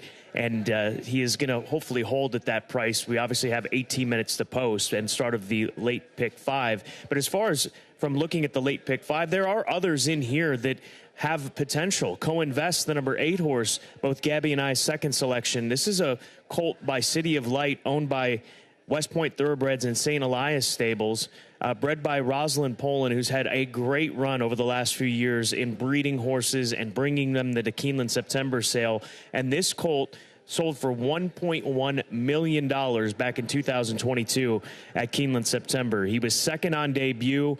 Then his second time out, he ended up finishing second as well. He was not very well bet on debut. He went off at close to 7-1, but he was the favorite in that most recent effort at Gulfstream Park. And he's got some speed, and they're going to add blinkers to him here today, potentially to get a little bit more finish and from him, maybe a little bit even more speed here for Co-Invest, the number 8 horse, who is 3-1 on the tote board. So a 7-figure, $1.1 million yearling being represented here for West Point Thoroughbreds and St. Elias Stable. And, of course, Rosalind Poland, who, as I mentioned, has just had a phenomenal run of bringing top-class yearlings that get the response at the September sale, led by this colt, Co-Invest. And then, finally, I'll go to the number 10 horse. That is Surf City for Vicky Oliver. His best race was on turf. Simple as that. He was debuted sprinting here at Keeneland last fall, moved to Churchill Downs, ran second that day. And then on less than a month later, in fact, 3 weeks after that turf race at Churchill Downs, they brought him back, and he ran in a very deep maiden special weight race at Churchill Downs. Lat Long was runner-up in there, a nice runner from this 3-year-old crop in 2024. And then Track Phantom, the multiple stakes winner that I referred to earlier here today at Keeneland Racecourse, who was one of the best 3-year-olds that we've seen come through the fairgrounds ranks as far as through that series of top 3-year-old preps. So the 10 at 5-1, he's live on the board. Vicky Oliver, Luis Saez, they're always a strong team to look towards when it comes to the Keeneland meets. And don't sleep on Surf City. As far as the $3 Keeneland Turf Pick 3, here's the approach. I'm going to go 3 deep in each of these legs, utilizing my top 3 selections. You just have to connect. I mean, that's the reality with it being a $3 minimum. These are phenomenal opportunities in front of you. It paid well over $1,000 on Saturday, over $5,000 on Sunday. And I've got the favorites in this on these legs, I should say, in all of these part of this sequence. And also going towards horses that I think can potentially go with those favorites. So approach it best you see fit. This is an $81 ticket going with the top 3 selections in each leg. And in race number 8, I just want to focus my attention there. The number 5 horse, Rebel Red. This is race 8, the number 5, Rebel Red, for Cherie DeVoe and John Gunther and Euro West Bloodstock. He's a colt by Frankel, who's a half-brother to the Group 1 winner Without Parole, who won the Group 1 St. James's Palace at Royal Ascot back in 2018. He hasn't raced in a long time. He was last seen at Newmarket in 2022 at the end of his 2-year-old season, but but that was a race that produced Military Order, a horse that was one of the favorites for the Epsom Derby last year at the age of 3. Obviously, this colt's not run at the age of 3, or did not run at the age of 3, Rebel Red, but we've seen a lot of these European horses come into this spring meet at Keeneland and run big races. So don't ignore the 5 in race number 8, Rebel Red, the half-brother to the Group 1 winner without parole. Good luck in the $3 Keeneland Turf Pick 3. Best of luck here in race number 4. Less than 15 minutes to post. Start of the late pick 5.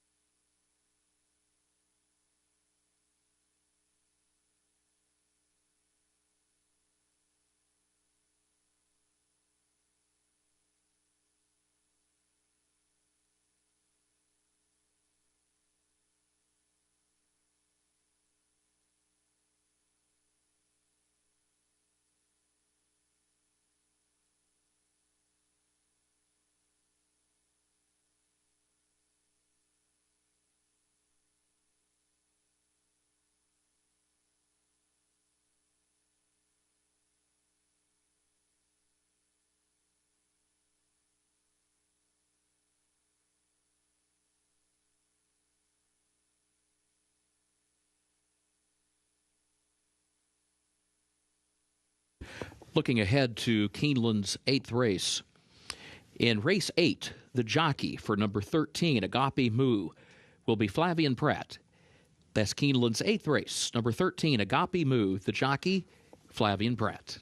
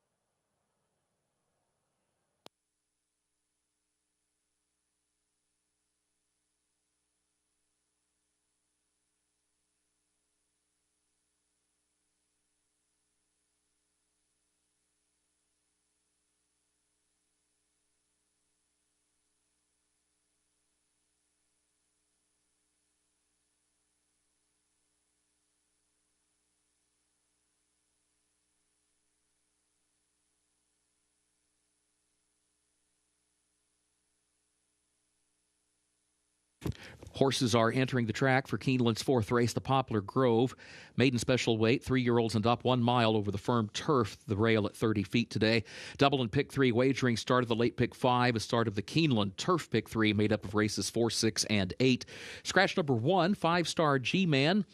Also scratched the 12, Motafel, and also scratched the also eligibles 13 through 16. A reminder, the jockey for the 5 accident will be Joseph Belmer. Number 5 accident, Joseph Belmer will be the jockey. Post time at 7 minutes.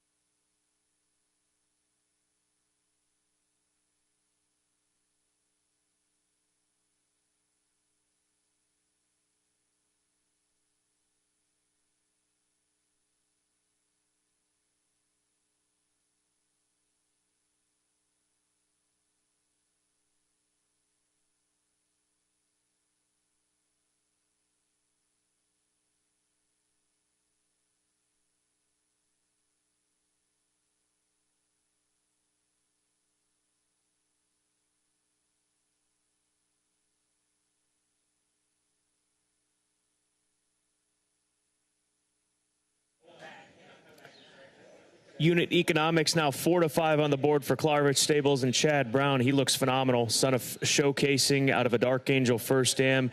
He is a British-bred 4-year-old gelding, and these horses, as far as the way they're being played, in my opinion, would be the way that you would rank them from a looks perspective. Look at him warm up under Tyler Gaffleone, just doing it as though he's done this a million times before as he gets ready for his third career start. A professional 4-year-old gelding. I think that a situation here today, being at Keeneland, rails not out the way they were at Gulfstream Park. Hopefully he can settle and make that kick that we've seen from him. He looks awfully stout in here at odds of 4-5. And I would say the same thing about the 8-horse Co-Invest. He is a gorgeous colt by City of Light, as he's one that just a long build to him. And I referred to Rosalind Poland and the run that she's had at the Keeneland September sales. Part of that run is due to this mare, Numero Doro, the mother of this colt. That is the mother of Wit, who was a stakes winner and made over $648,000.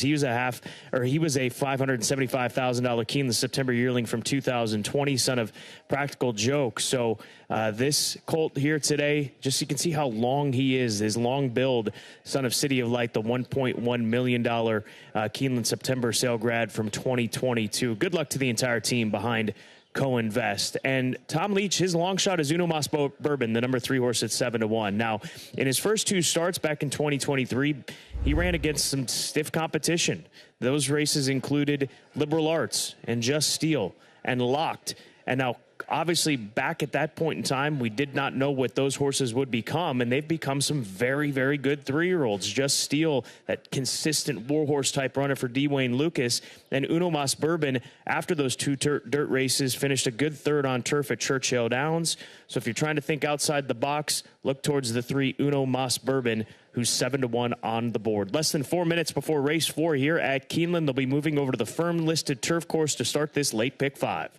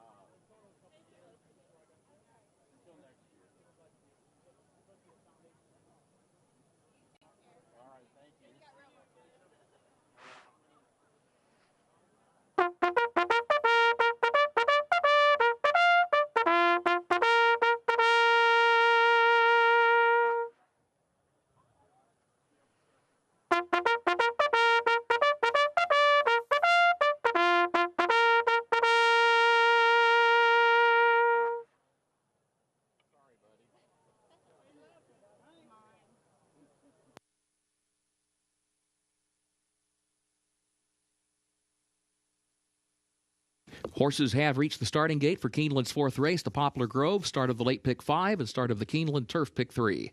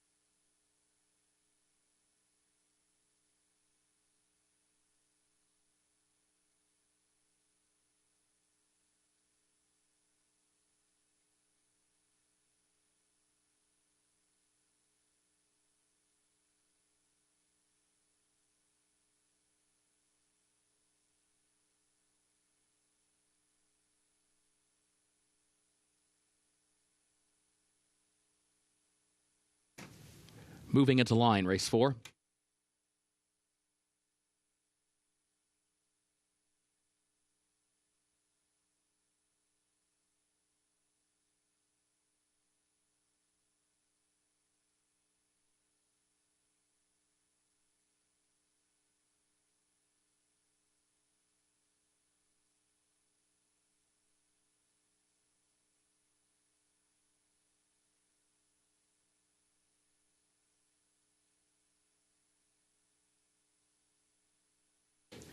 Saturday Long Legs goes into the gate, waiting now for Accident and Surf City.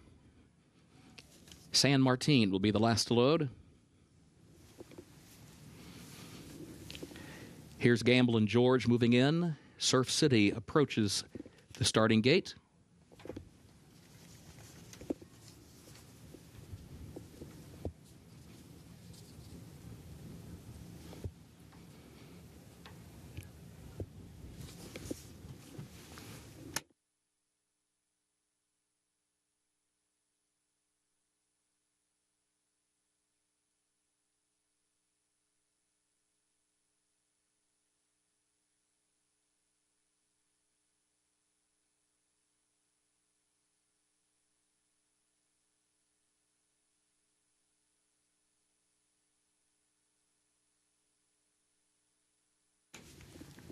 Last one comes forward. Goes in, they're at the post. And they're off.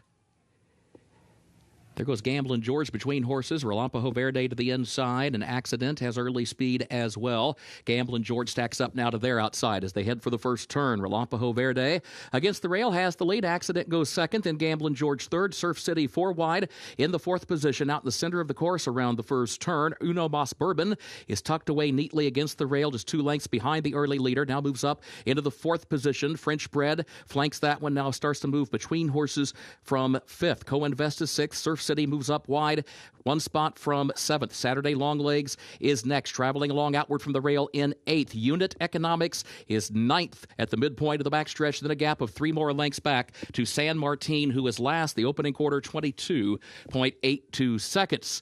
Back up front, Relampajo Verde is the leader, has it 3/4 of a length. Accident outward from the rail is second, 3/4 of a length. Uno Mas Bourbon is third by just ahead to the far turn.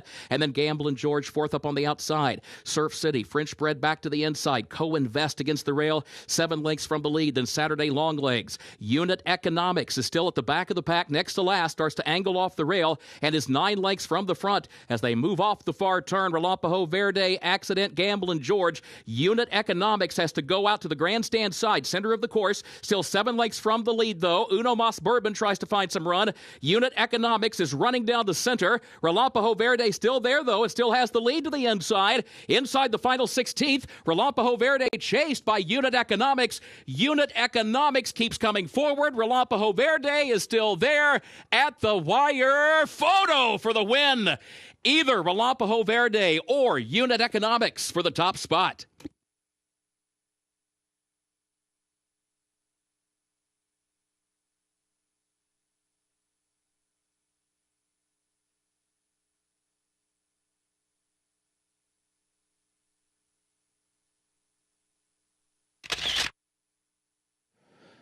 Another tight finish this Wednesday afternoon at Keeneland, and the 2 down on the inside. He got the jump on the favorite, Unit Economics, who came with his run, but did he get there as Relampajo Verde was trying turf for the first time? Good family for the turf course, considering a half-brother to 3 previous turf winners. The wire's coming up, and he may have just held on. A big swing in the odds between these two runners, from the 4-5 favorite with Unit Economics, the 7, and the 2 at 26-1. Relampajo Verde tight on the wire, and a huge difference on the tote board. And here's the close-up look at it. The 2-horse still in front, looking for that wire. He may have just got there.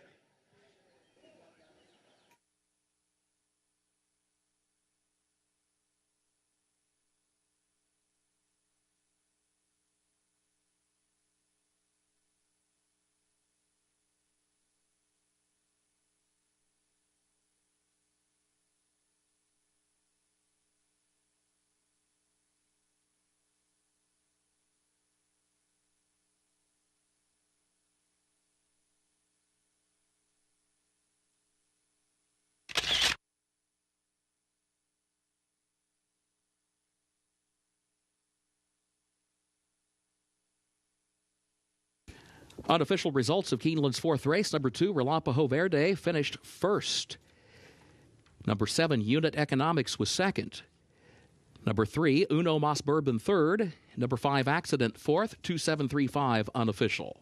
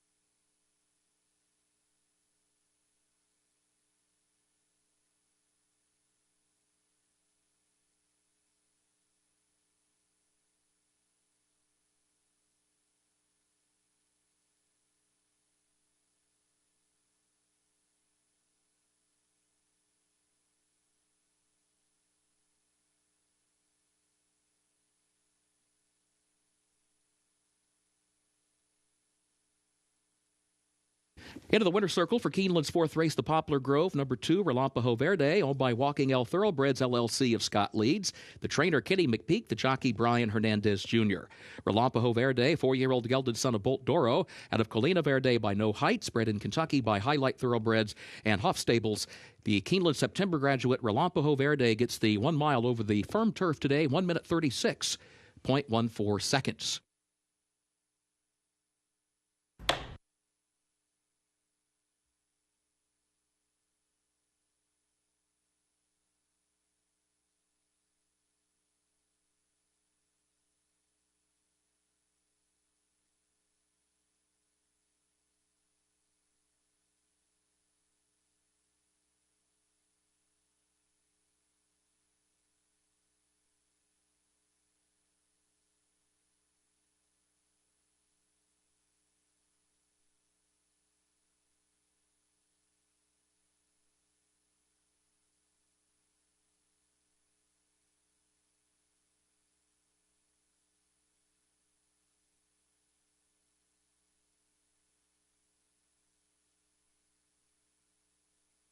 Fourth race, results official, 2735, the official results for Keeneland's 4th race.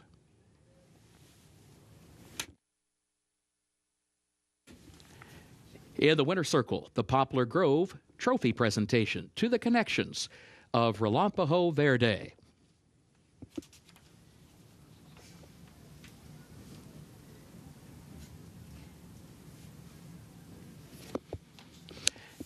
Keeneland's 5th race upcoming. Double and pick 3 wagering start of the late pick 4.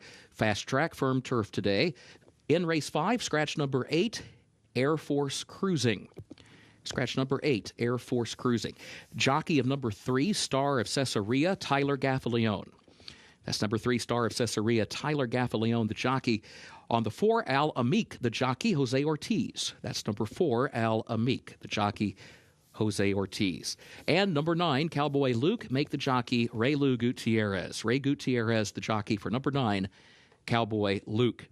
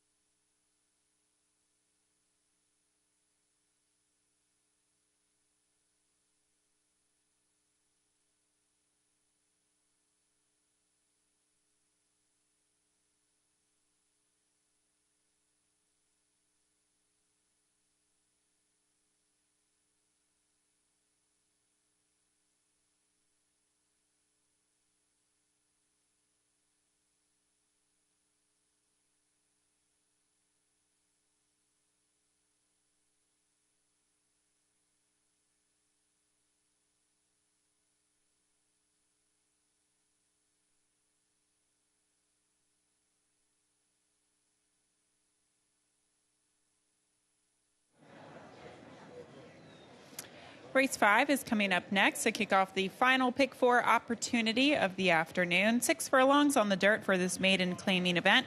And the 5 Hero Worship is the 4-5 favorite right now. Also my top selection. Now, I will admit, I originally picked the 8 with the 8 scratching. I do default into the number 5 Hero Worship, but he has the form.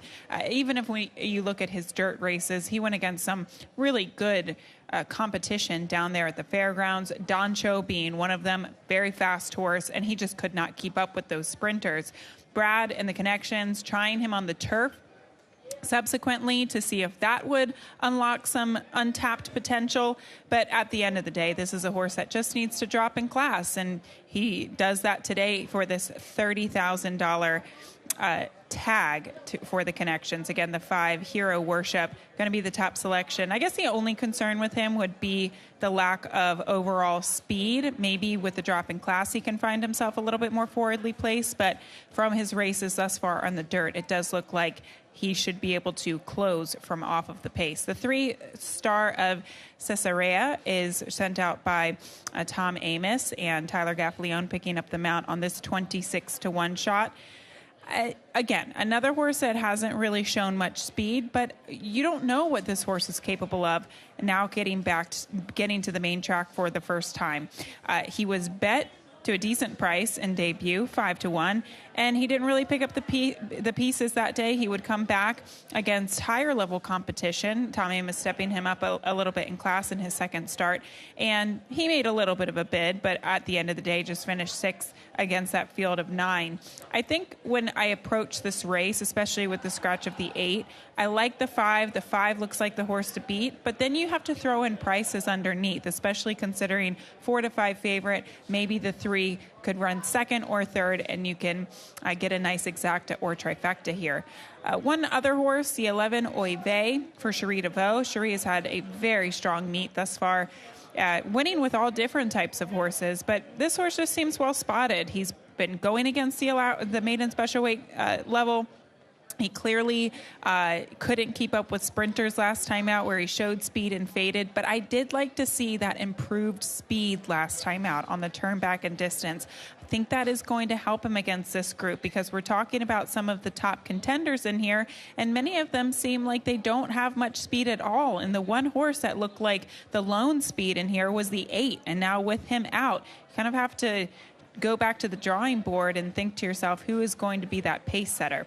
This race, as I mentioned, does kick off that pick 4. Pick 4 sequence is right here. I thought that this was a spread race, even though we do have an even money favorite. I think the pace scenario was murky. There's a reason why all these horses are in for $30,000. Even sometimes class droppers can't quite get the job done. So I wanted to have some coverage. The one Man with the Moves I thought was a logical long shot at 19-1. So the long and short of it, coverage here. In the 6th race, an allowance race going 1.5 miles on the turf, I used the 2 and the 5. The 5, the top selection for Christophe Clement. The 5, I'm a Sure Thing. As we get to the 7th race, that's the featured allowance, the 2 other than allowance race, 6 furlongs on the main track.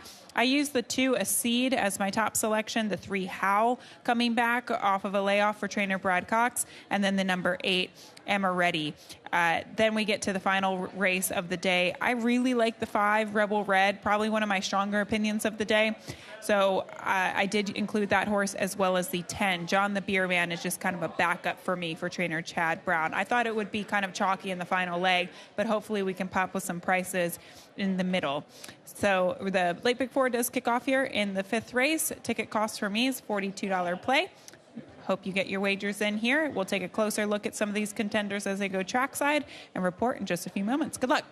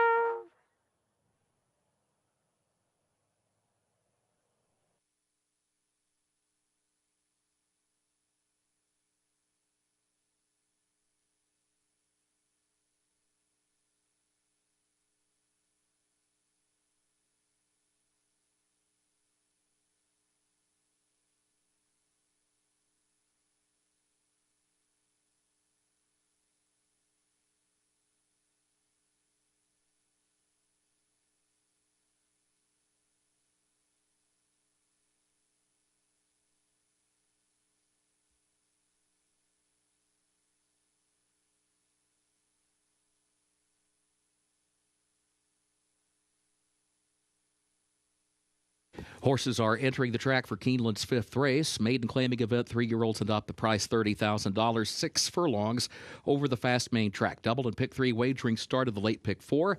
Main track is fast, turf is firm. Today, scratch number 8, Air Force Cruising. Number 8, Air Force Cruising, is a scratch. A reminder, the jockey for number 3, Star of Caesarea, will be Tyler Gaffalione. Tyler Gaffalione rides number 3. The 4, Al Amique, Jose Ortiz. Jose Ortiz rides number 4. And the 9, Cowboy Luke, Raylu Gutierrez. Ray Gutierrez rides number 9, Cowboy Luke. Post time is 6 minutes.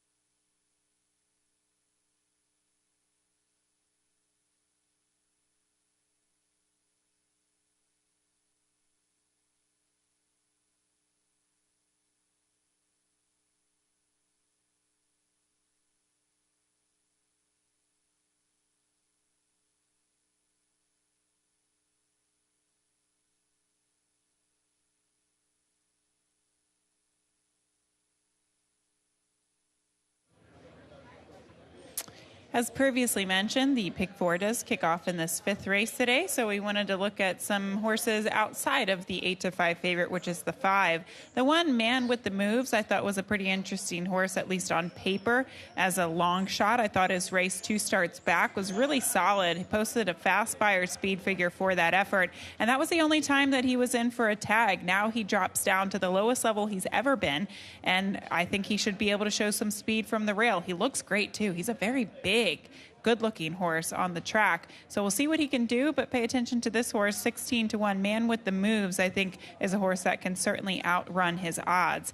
The 6, Grand Rapids, a first-time starter for Rudy Brisset, and for what it's worth, when you look at statistics, Rudy doesn't really have a lot of maiden claiming first-time starters over the course of the past 5 years. According to my stats, only 26, and he's won with 3 of them, so 12%, but finishes in the money 31% of the time.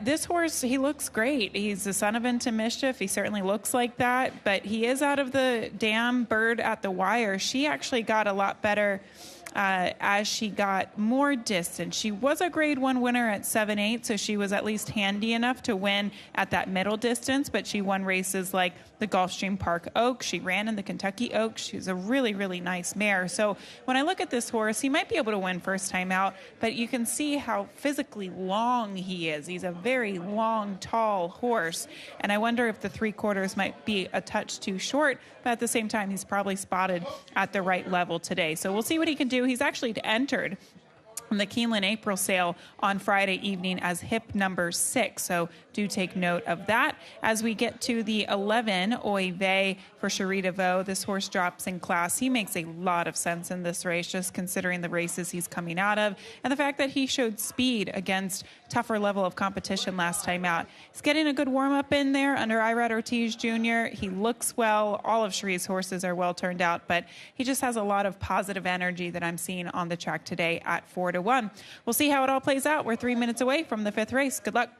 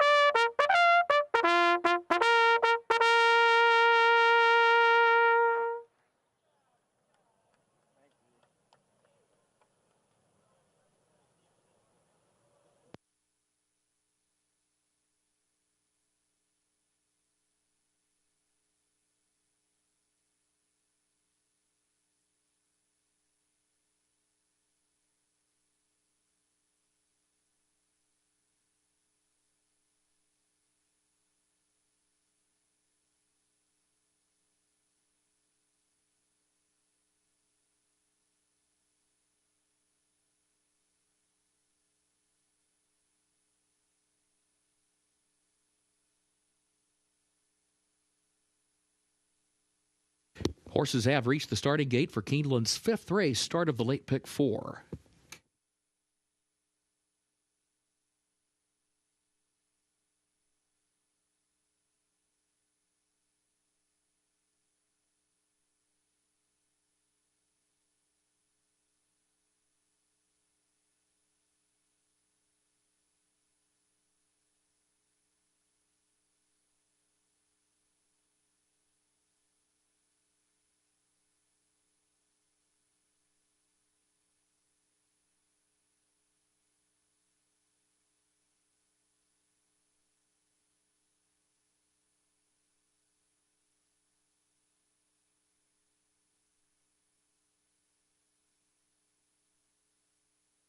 Moving into line, race 5.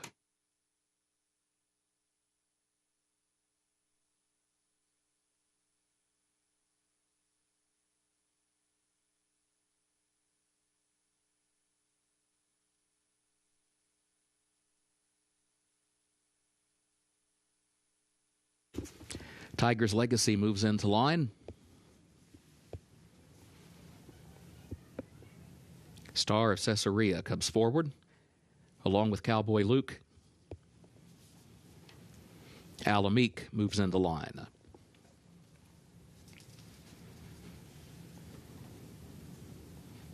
Hero Worship goes in.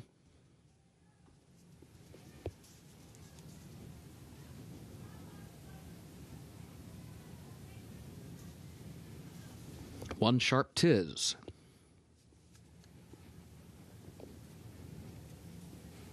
Oy Vey will be the last one.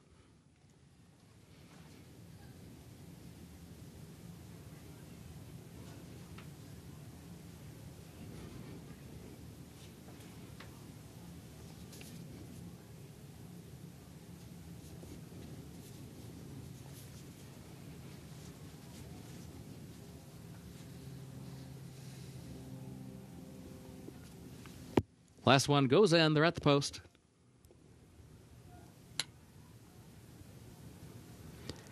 And they're off.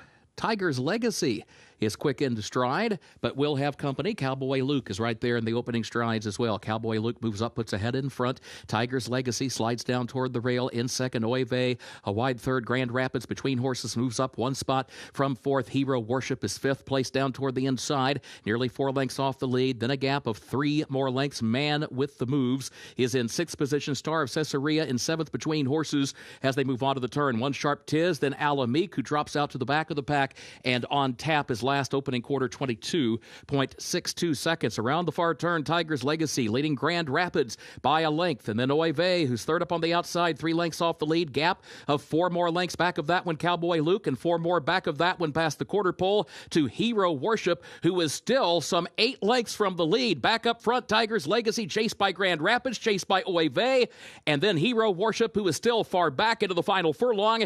Tiger's Legacy striding away here on a widening 5-length lead. Grand Rapids in second. Oy Vey is in third. Alamik is running late toward the rail to fourth, but well behind Tiger's Legacy, who wins it for Joel Rosario. Grand Rapids was second. Alamik came from next to last to be third, and then Oy Vey was fourth.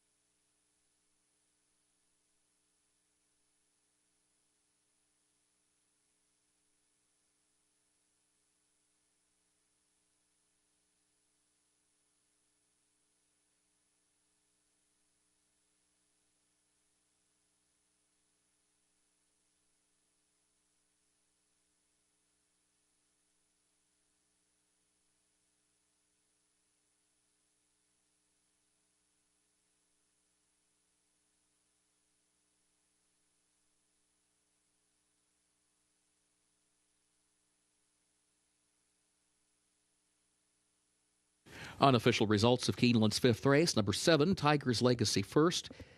Number 6, Grand Rapids was second. Number 4, Al Amique was third. And number 11, Oive was fourth. 7, 6, 4, 11, unofficial.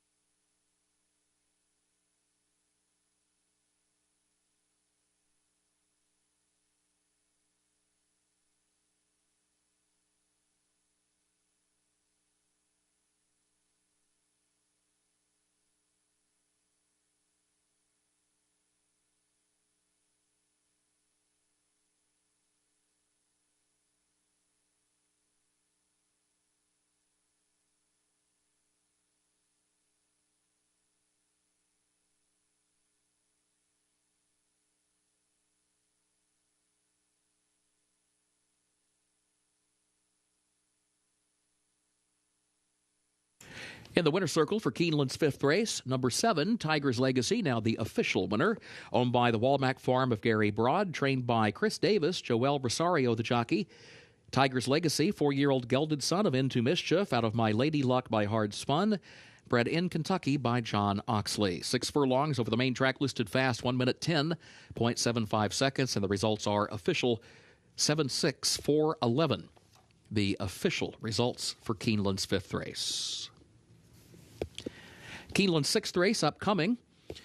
Turf is listed firm, the rail at 30 feet. Double and pick 3 wagering. This will start the last of the day's rolling pick 3s. A reminder, scratch the 1, let's duet. Again, scratch the 1, let's duet. Jockey for the 7, Call Me Tony, will be James Graham. That's the 7, Call Me Tony, James Graham, the jockey. Overweight, number 8, Mint Edition. The jockey, 2 pounds over. Early pick 5 today pays on 5 of 5 with a consolation 4 of 5.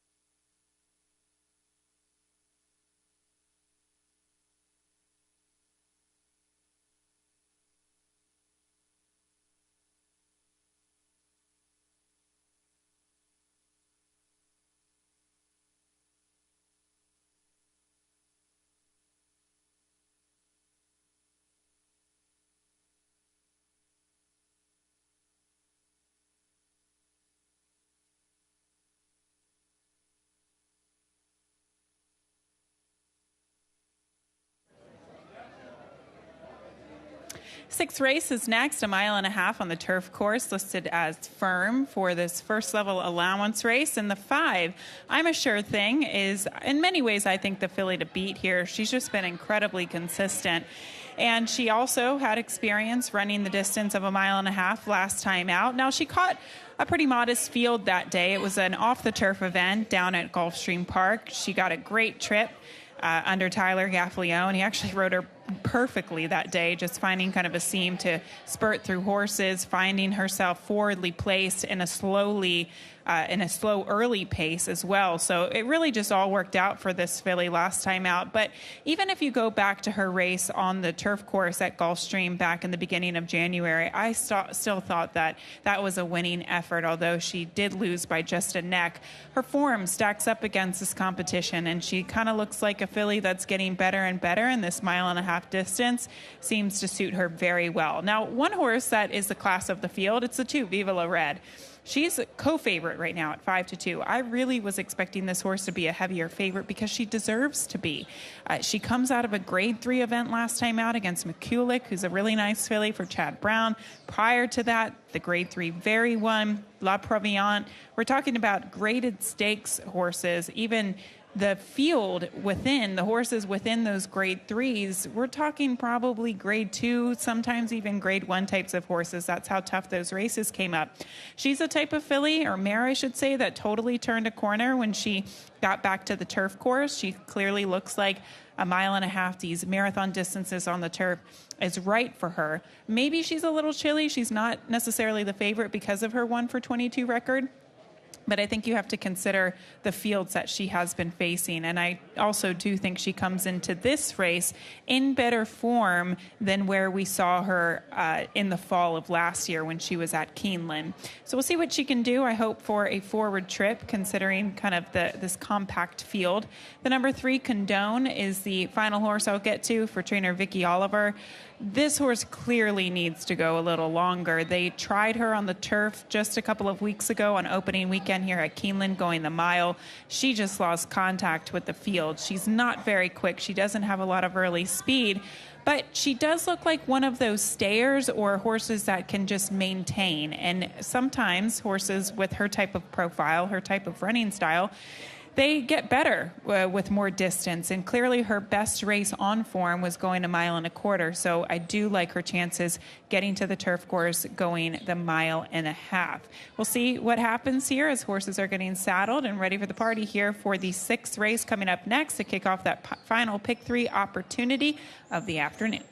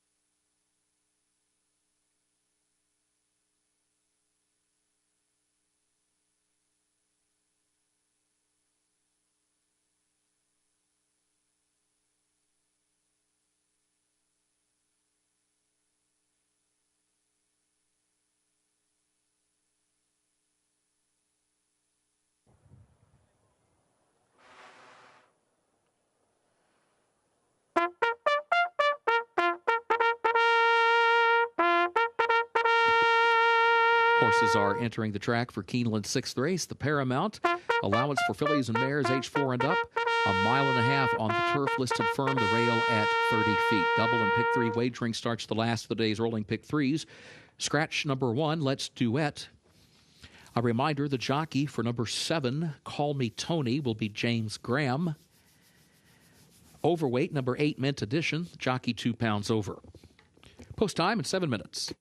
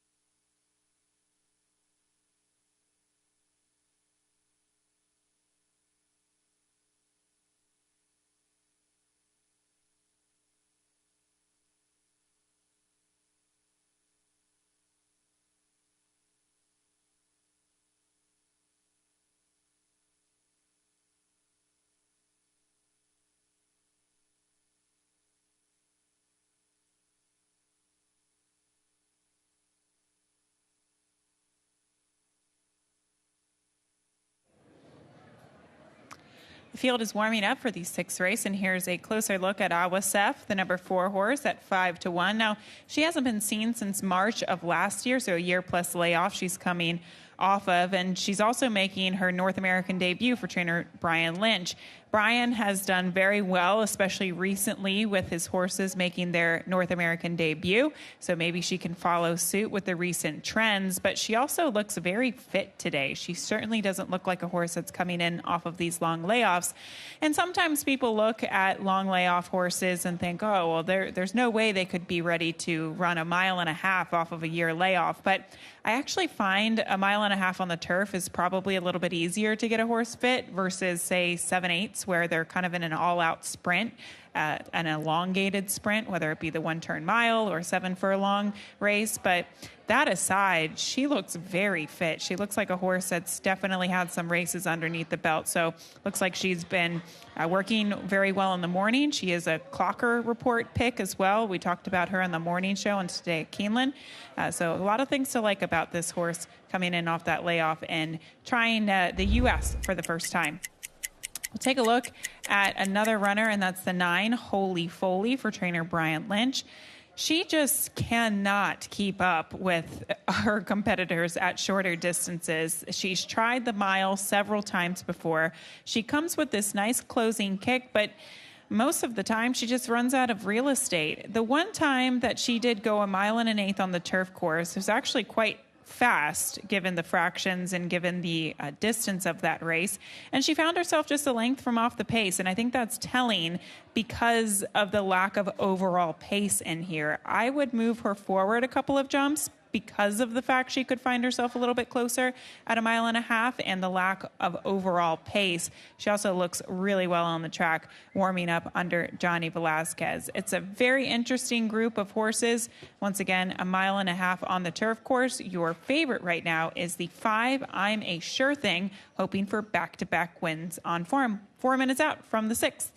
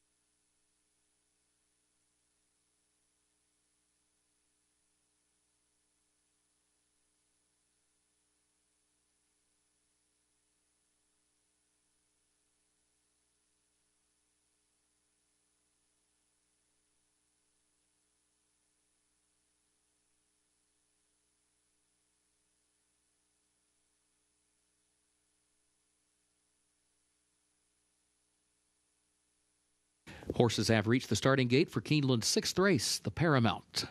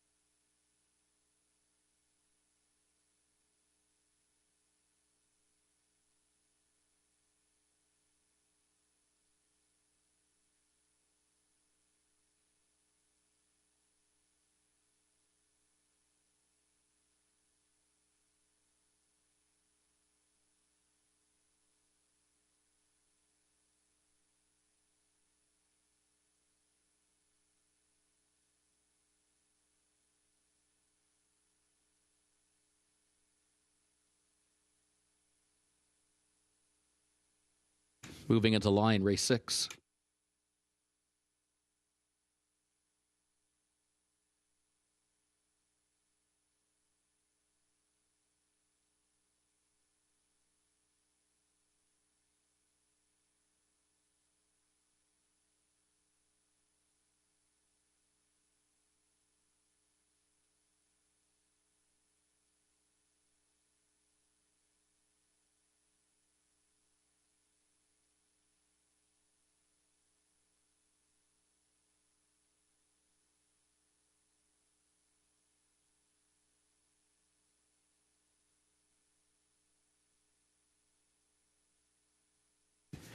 Awasef comes forward.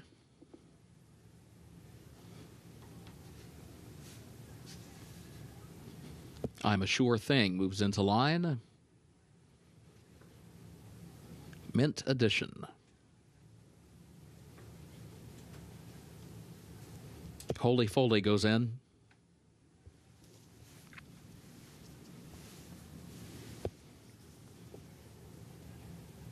Boltoro will be the last one. Goes in at the post. And they're off.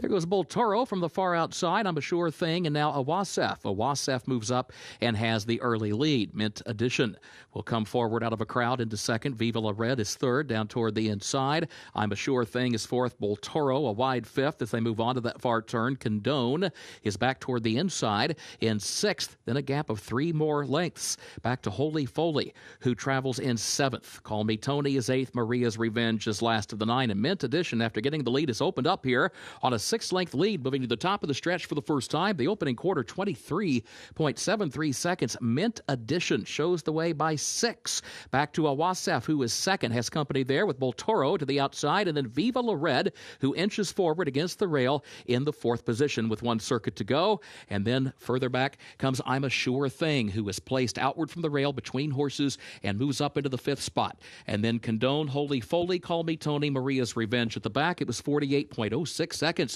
for the opening half mile in this 1.5-mile journey. Moving to the second of 3 turns, it is Mint Edition who shows the way, and Mint Edition still has the lead by better than 5 lengths. The battle for second continues. Boltoro outward from the rail, second by just a neck. Awasef is there to the inside in third a length. Viva La Red between horses fourth. I'm a Sure Thing starts moving up on the outside into the clear and goes from 5th into 4th. Now challenges for third, but still 3 lengths from the front. Further back, Condone, Holy Foley, Call Me Tony, Maria's Revenge, midpoint of the backstretch, and now the battle is on for the lead because Boltoro moves up in the center of the course. Still got Mint Edition leading it by 1.5 lengths, but Viva La Red and Boltoro are both bearing down on the leader as they head on to the final turn. I'm a Sure Thing is still outward from the rail, still 4th, and still 3 from the front, and is followed by Holy Foley to the inside. Condone, Maria's Revenge, Call Me Tony, and Awasef has dropped out of it, drops all the way out to the back. They're midway on the far turn. Mint Edition is still there with the lead, still leads it, and opens back up here by 2.5 lengths. Viva La Red swings off off the rail, but is still second and starts looking toward the outside with just over a quarter mile to go. Holy Foley is in the third position. I'm a Sure Thing is still some 9 lengths from the lead.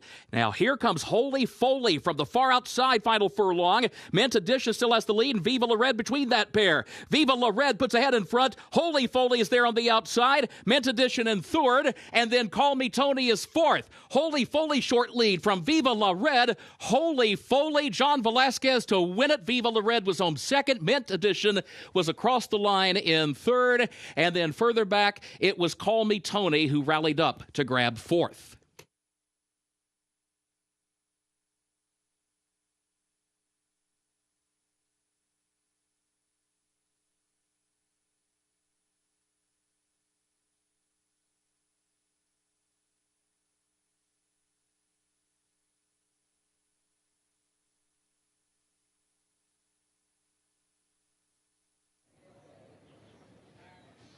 Mint Edition opened up on the field by several lengths in the beginning stages of this race and tried to pull away with a win. But here come the two closers, the 2 on the inside, the 9 Holy Foley on the outside under Johnny Velasquez.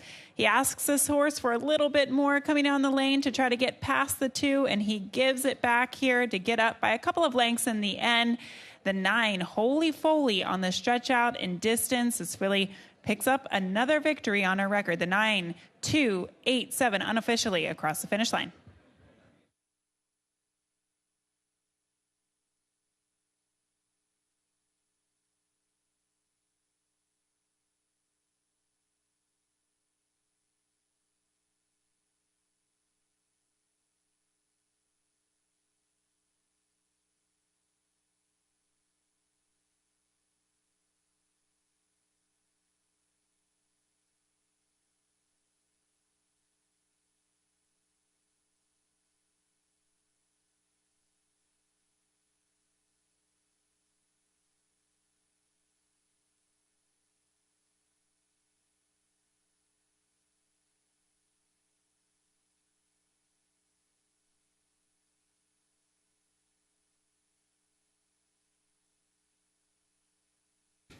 The unofficial results of Keeneland's 6th race. Number 9, Holy Foley, was first. Number 2, Viva La Red, was second. Number 8, Mint Edition, third. And number 7, Call Me Tony, was fourth. 9-2-8-7 unofficial.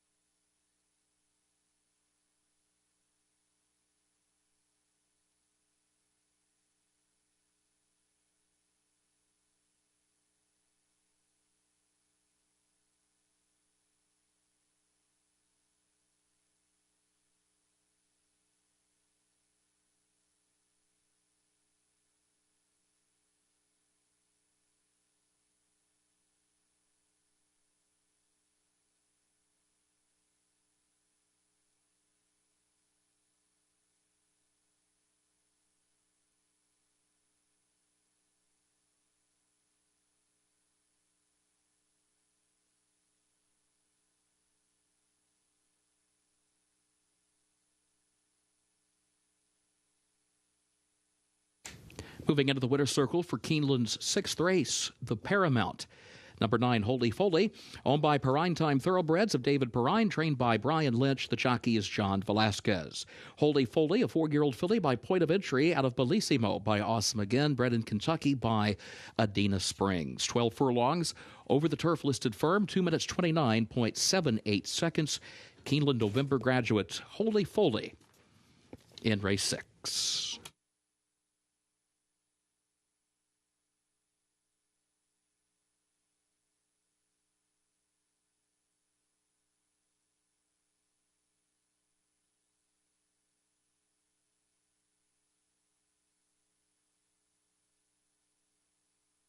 Race 6 results official.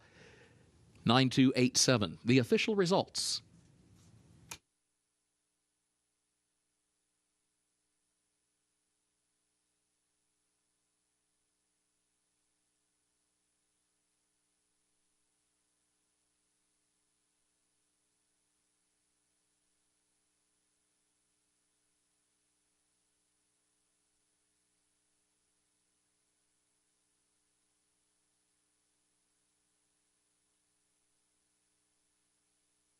In the winner's circle, the Paramount Trophy presentation to the connections of Holy Foley.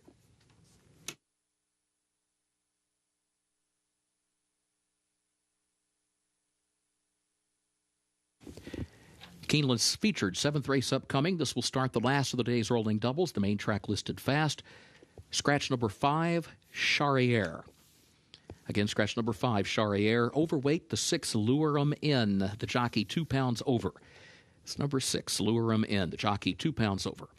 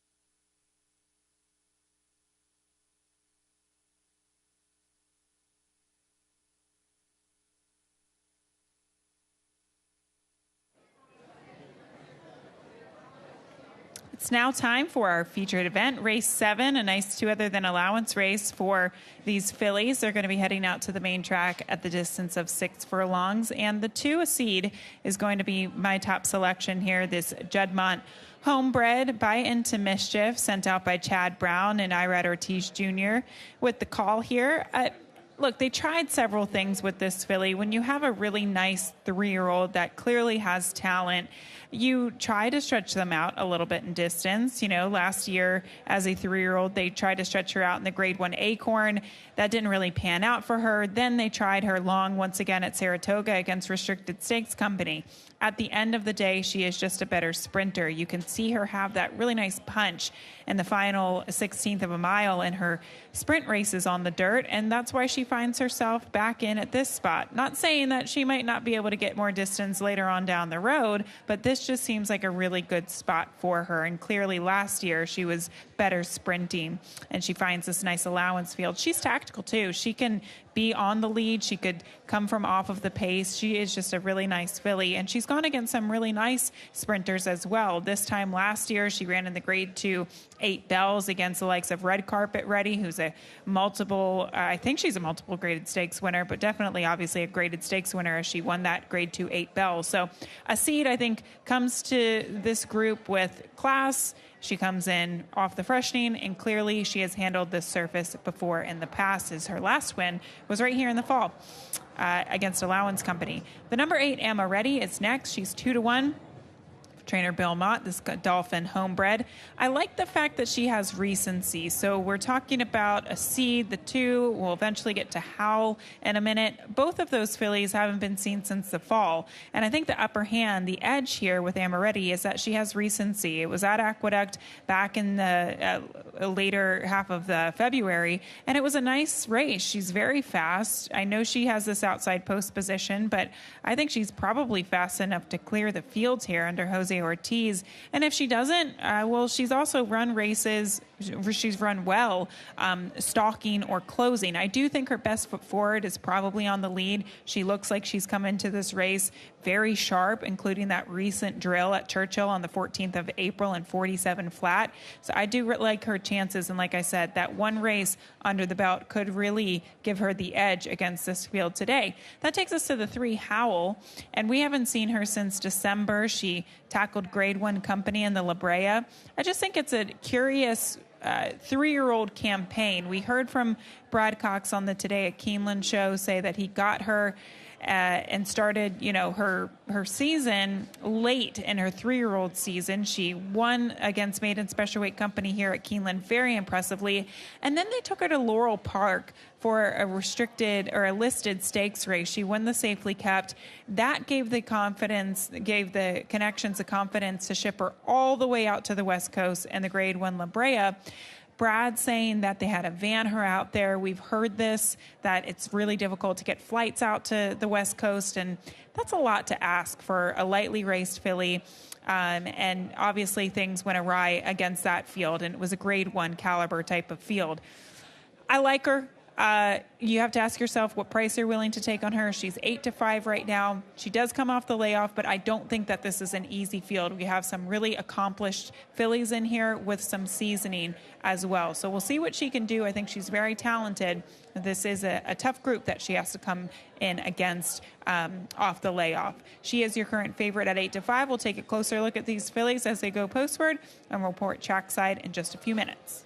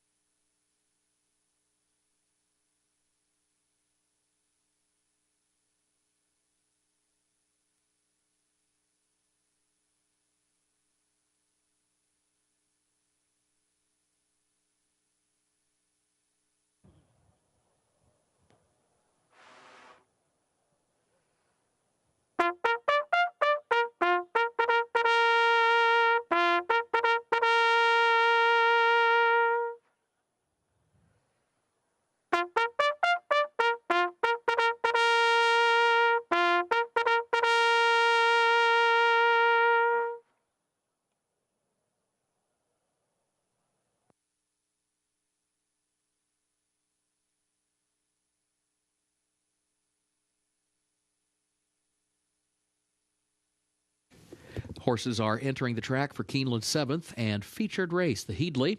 Allowance optional claiming race for a price of $80,000. Fillies and mares age 4 and up, 6 furlongs over the fast main track. Starts the last of the day's rolling doubles. A reminder, scratch the 5, Charriere, number 5 is scratched. Overweight, the 6 Lure 'em in, the jockey 2 pounds over. Post time at 7 minutes.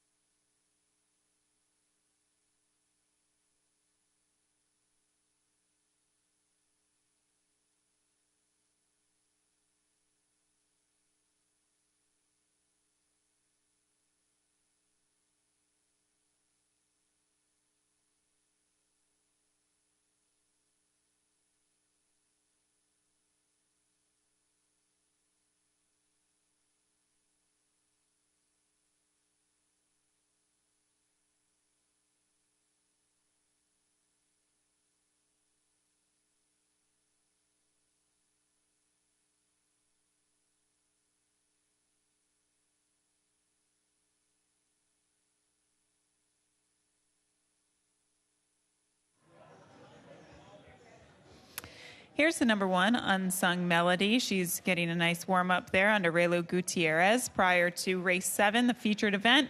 I think she looks great. She looks very sharp on the track today. You can see her just having a lot of positive energy here. Now, she is another one that's coming in off a long layoff. Her last race was at Churchill in the fall of last year in September.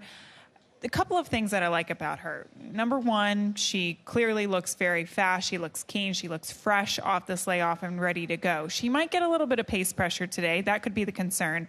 But she actually does well with inside post positions. Last time out, she drew towards the inside, not necessarily the rail, but she drew towards the inside. It was one of her best performances we've ever seen.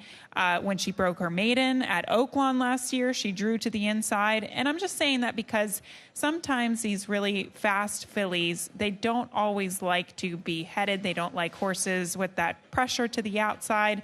And sometimes they do. It makes them tenacious. It gets that fire lit from underneath of them. And I think that's the case with the one Unsung Melody. So I actually kind of like this post position for her. And she looks very fresh off the layoff for trainer Johnny Ortiz. And mind you, she went against a seed in that stakes race at Saratoga, and she finished ahead of a seed in that race. So I do think there's a little bit of logic here in liking the number 1 Unsung Melody. That takes me to the number 7 Irvidine for trainer Dallas Stewart. And she kind of looks like she's slowly chipping away at these allowance horses.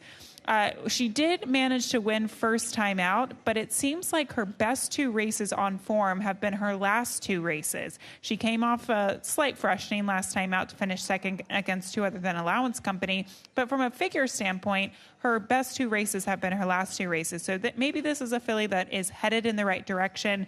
She has recency. Once again, a little bit of an edge over these horses who are making their first start of the year. She's another one that just looks like she's been training really, really well, and Dallas Stewart told me earlier this afternoon that has been the case down there at the fairgrounds. So we'll see what she can do. 7 Irvidine right now at 8-1. Really nice group of fillies coming up next for the 7th.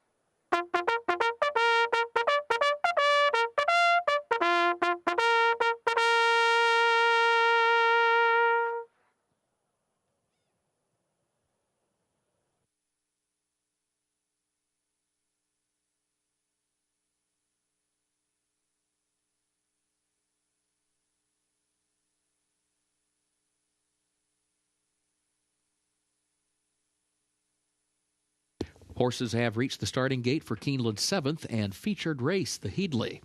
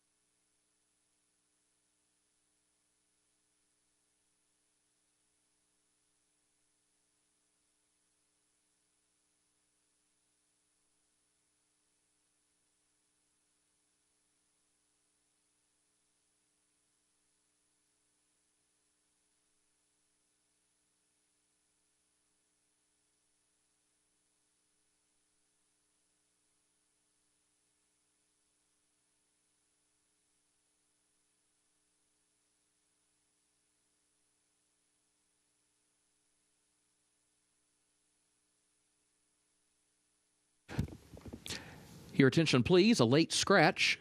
Scratch number 3, Howl. A late scratch in Keeneland's featured 7th race. Scratch number 3, Howl.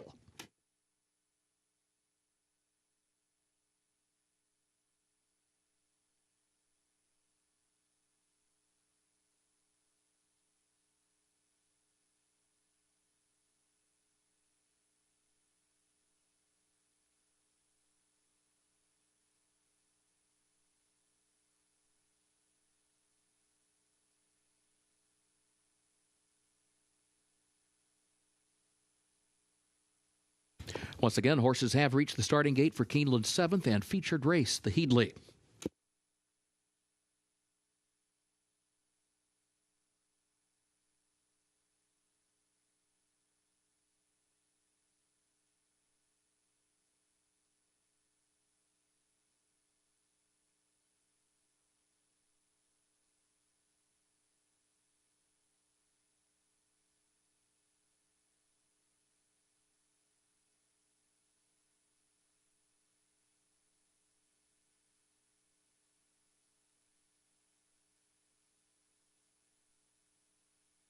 Moving into line, race 7.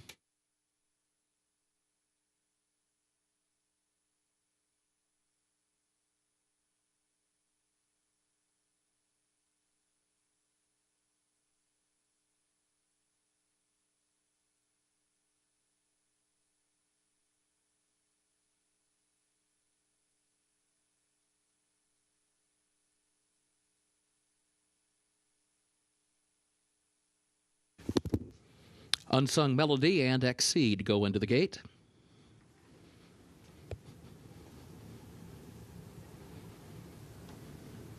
Here is Yes Day.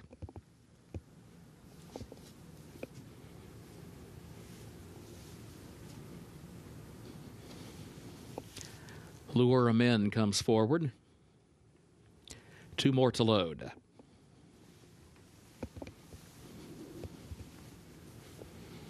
Irvidine and Amaretti, the last one. Coming forward. Goes in, they're at the post.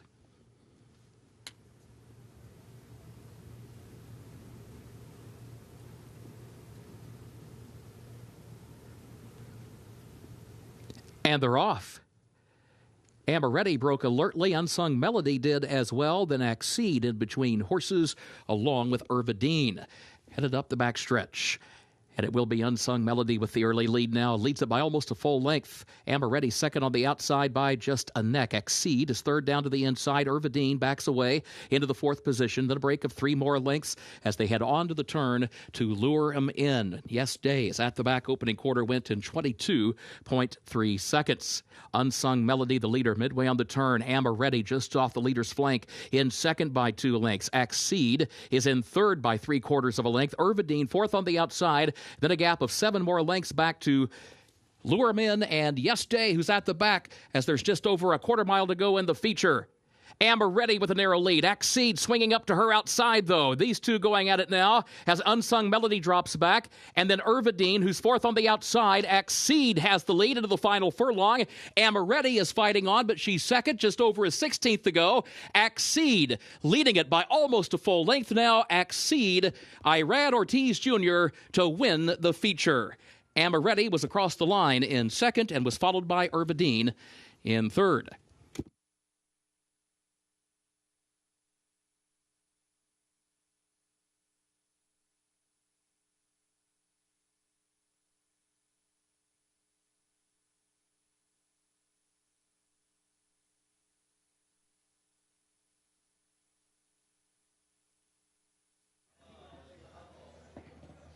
Exceed showed all of her class today. We'll take another look at the stretch run as they turn for home. She's in about the 3 or 4 path. She has Amaretti down on the inside. And mind you, this was the first race of this filly season versus Amaretti, the filly down to her inside. She had one race under her belt. So it just goes to show you how much class the number 2 Exceed has. And she gets the win off of the layoff for trainer Chad Brown, Irad Ortiz Jr., and it's a Juddmonte Farms homebred, this 4-year-old filly by Into Mischief, 2-8-7-1 unofficially across the finish line.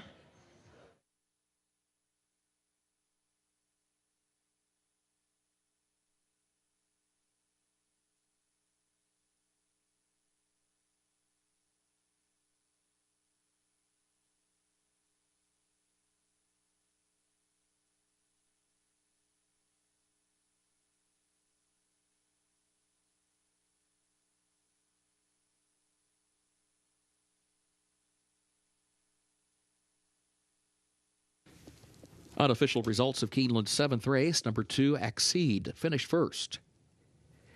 Number 8, Amaretti, was second.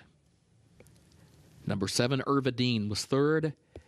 And number 1, Unsung Melody, fourth. 2-8-7-1 unofficial.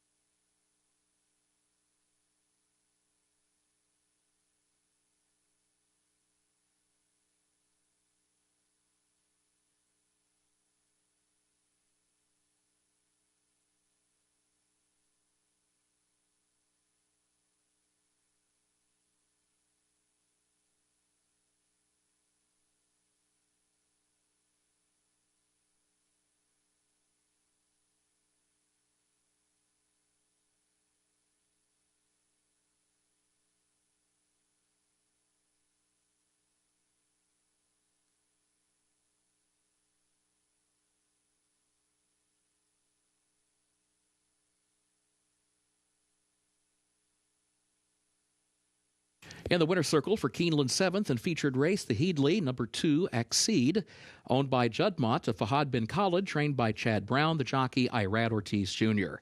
Exceed, a 4-year-old filly by Into Mischief, out of Jaboom by Mizzenmast, bred in Kentucky by Juddmonte Farms Incorporated. 6 furlongs over the main track, listed fast, 1 minute 10.71 seconds. Results of race 7 official. 2-8-7-1, the official results.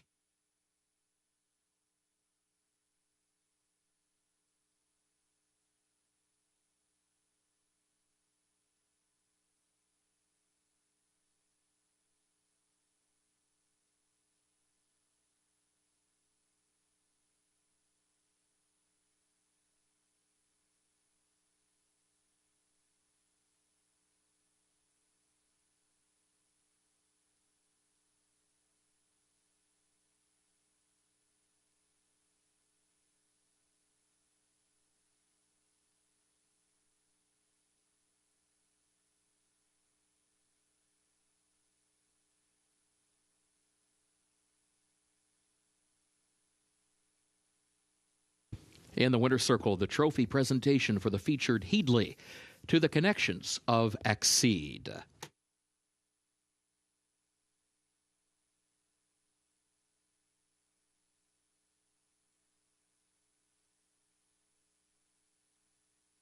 Keeneland's 8th and final race upcoming. The turf is firm, rail at 30 feet. No carryover for the Toyota Super High 5. Scratch number 1, Thermoscope. Also scratch the 14, My Boy Tony, the 15, Brio, and the 16, 10 Bits. A reminder, number 13, Agape Moo draws into the race. Contrary to the program, the jockey is Flavian Pratt. 13, Agape Moo draws into the race, but contrary to the program, the jockey, Flavian Pratt. Also a reminder, there's a jockey change for number 6, Decanted, and that'll be Martin Garcia. Number 6, Decanted. Martin Garcia will be the jockey.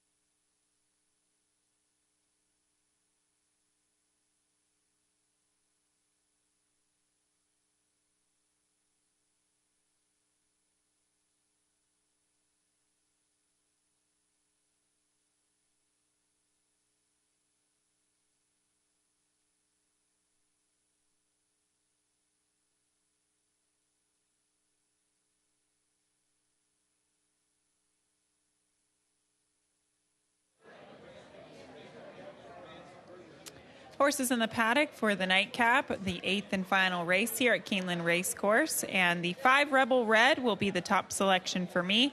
Cherie DeVoe has just had a very strong meet during this Keeneland spring meeting, and I think she could add another win to the tally here with the number 5 Rebel Red. Now, this horse is coming off a significant layoff. His last race was October of 2022, so it has been some time, but he's got a beautiful pedigree, a son of Frankel. He went against some very nice horses in England as well, Military Order being one of them.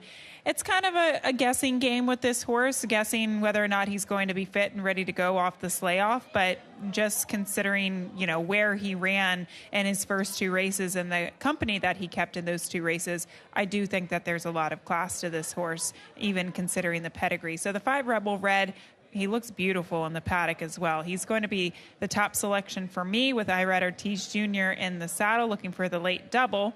As we go to the number 10, John the Beer Man. Second-time starter for trainer Chad Brown. Now, this horse, he was acting up a little bit in the gate. He didn't get out of the gate very well either, and he was 14 lengths last at one point. I feel like I say this often because we've seen a similar profile for some of Chad's maidens at the meet where they didn't get out of the gate very well at Gulfstream, specifically at 7.5 furlongs on the turf. And they just had way too much running to do down there. And they're well spotted. They're in better form here coming to a track like Keeneland, where it's a little bit more forgiving if they don't get out of the gate very well. That pace can come back to them, and they can close with that impressive turn of foot. The 10, I think, is just live for many reasons. We talk about this time and time again. Chad with second-time starters and maiden special weight fields, especially on the turf, he wins at a very high percentage. So for obvious reasons, the 10, John the Beer Man, is definitely a must include, in my opinion. The number 12, Special Dispatch, is the final horse I'll get to. He looks well in the paddock there for trainer Kenny McPeak. Blinkers going on him for the first time, and I like the addition of blinkers because he's been narrowly defeated in the last 2 races. He looks like a horse that continually improves. One of his better races was probably on the turf last time out, but he was so far back. He had so much ground to make up, and they went very slowly in front of him. Slow internal fraction, slow opening quarter, and he could not make up that ground. So hopefully the blinkers on gets him involved a little bit earlier. He showed speed on the dirt, so I don't think it's impossible to think that this horse could be at least mid-pack today under Brian Hernandez Jr. And looking at his pedigree again, I think he's going to be a horse that's better suited for the turf versus the main track. The 12 Special Dispatch will be my third selection at 6-1. We'll take a look at some of these horses going postward here in a minute, and we'll take a look at some of them on the track side in just a few moments. Good luck.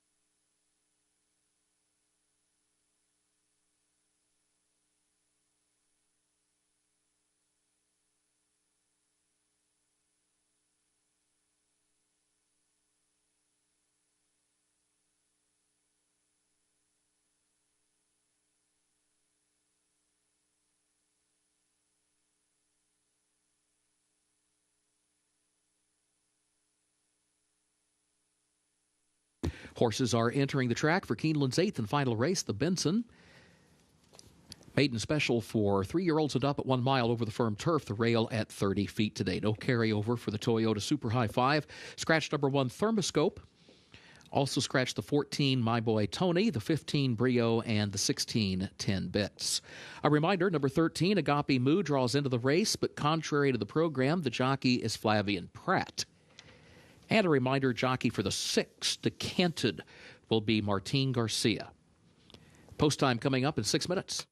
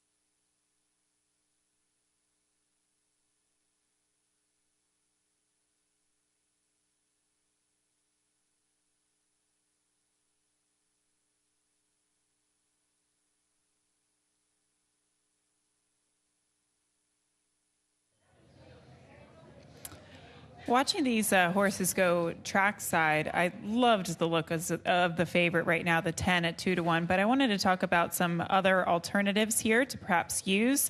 On top of that, the number 7, Hamilton's Way, getting a nice warm-up under Joel Rosario, who already has a winner on today's card. This one sent out by Ray Handel, and his last turf race was really good. He closed from off of it. He almost won even prior to that. When you're losing by 3/4 of a length in, an 11-horse field on the turf, that's pretty good. So I think he can take his good turf form back here to Keeneland, and I just really liked his demeanor today. He wasn't fazed by anything, just looked like a really cool customer. You can see him just loping along on the main track.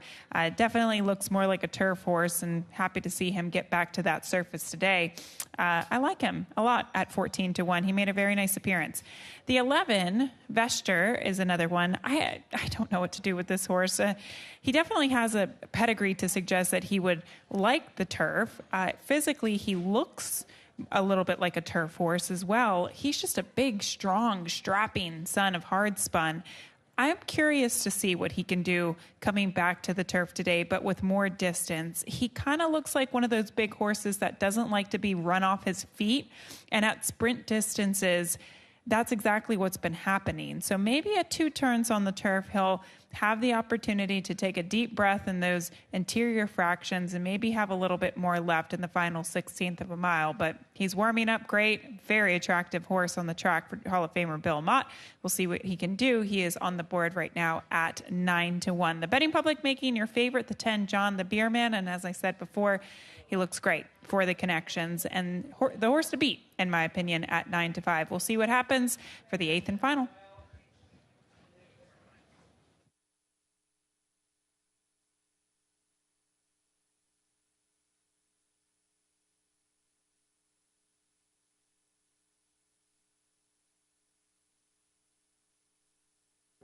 Wedding receptions and stuff. Great talking to you. Thank you. You too.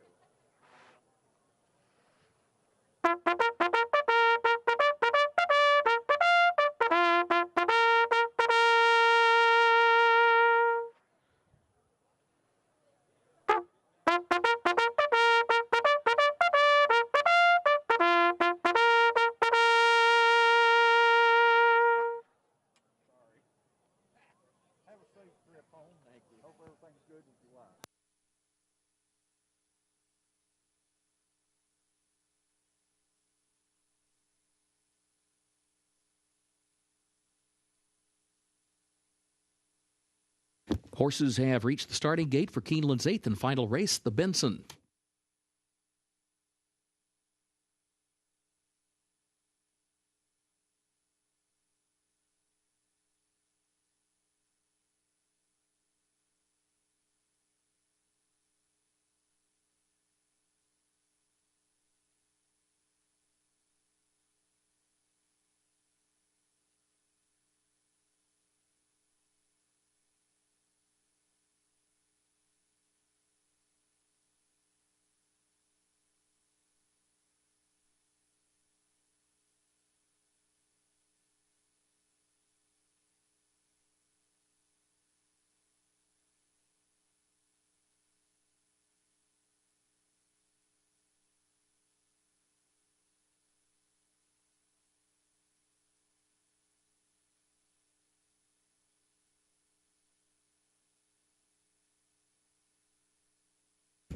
Moving into line, race 8.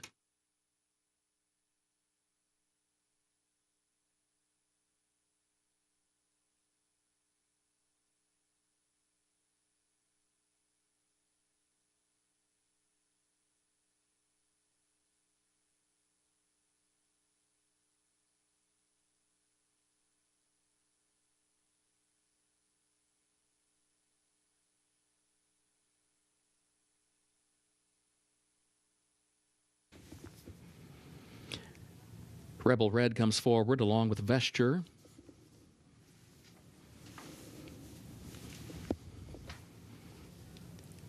Here's Decanted.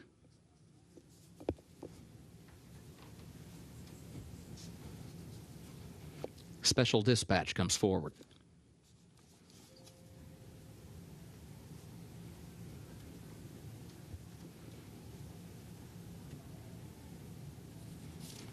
Agape Moo, the last one.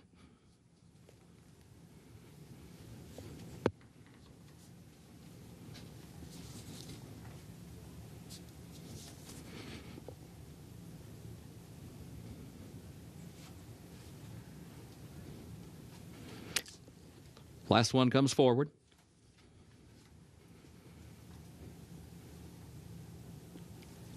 Goes in at the post.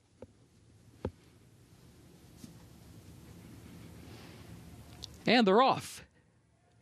There goes Decanted. Decanted for the lead, and John the Beer Man has some early speed there as well. And St. Neots up close in the opening strides. Vesture moves up from the far outside. Decanted has the lead. Vesture goes up into the second position. St. Neots gets down to the inside in third as they swing around the turn. Special Dispatch 3 wide, now double wide in fourth. Around John the Beer Man, a lane off the rail in fifth. Agape Moo is sixth. Dual Guru is seventh, back toward the inside. Cloudy Holiday is in eighth. Hamilton's Way is ninth. Rebel Red is in 10th. Pilkington 11th. Marina Gamba is last of the 12. Opening quarter went in 23.28 seconds. Decanted shows the way by a length and a half up the backstretch.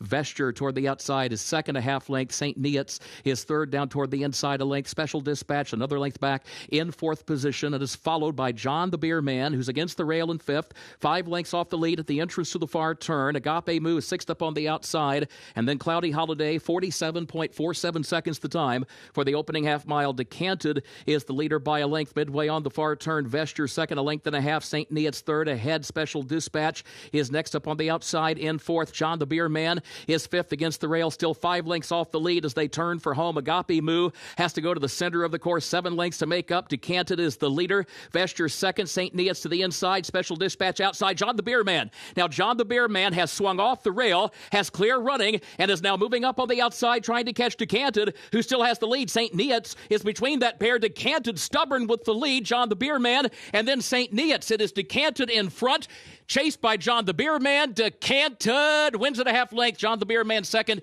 and then St. Neots was across the line in third, followed by Vesture and Cloudy Holiday.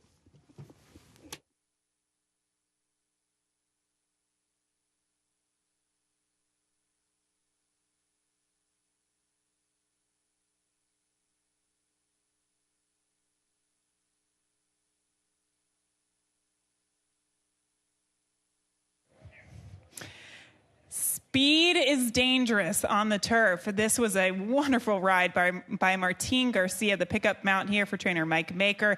He put Decanted on the lead. He looked like he was a little bit keen early, so the important part to this race was getting him to settle down, slow those interior fractions down, and have a little bit more left and deep stretch, and he certainly had that to hold off the late challenge from the 10 at 2-1. We have a nice upset winner in the finale, Decanted at 12-1.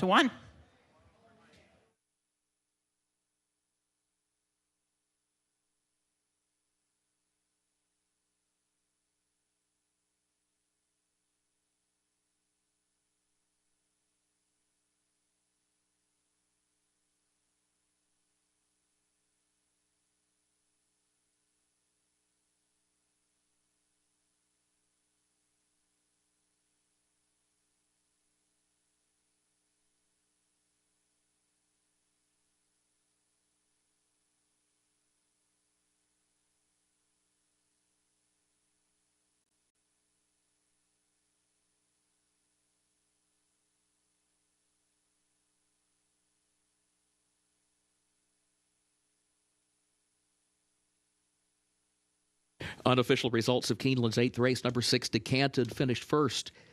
Number 10, John the Beer Man, was second. Number 9, St. Neots, was third. Number 11, Vesture, was fourth. And number 3, Cloudy Holiday, fifth. 6, 10, 9, 11, 3, unofficial.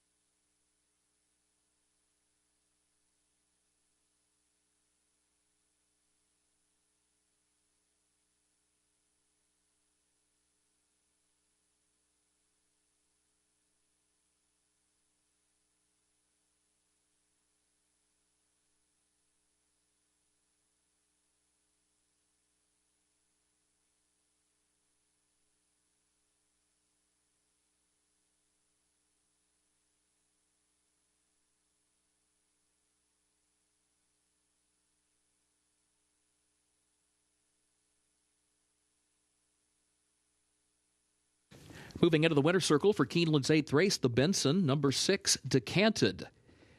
Decanted, owned by Three Diamonds Farm of Kirk Wyckoff, trained by Mike Maker. 2 wins today for Martin Garcia. Decanted, a 4-year-old gelded son of Kitten's Joy and of Kurumana by Shamardal. Winner bred in Kentucky by Shadwell Farm, LLC. 1 mile over the turf, listed firm, 1 minute 35.82 seconds.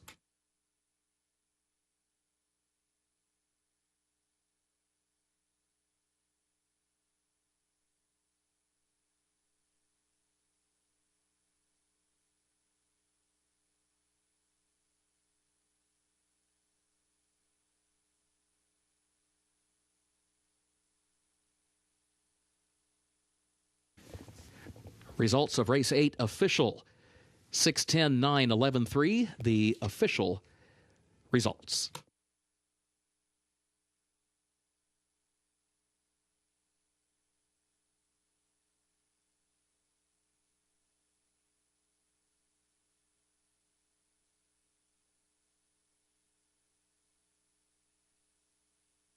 In the winner's circle, the Benson Trophy presentation to the connections of Decanted.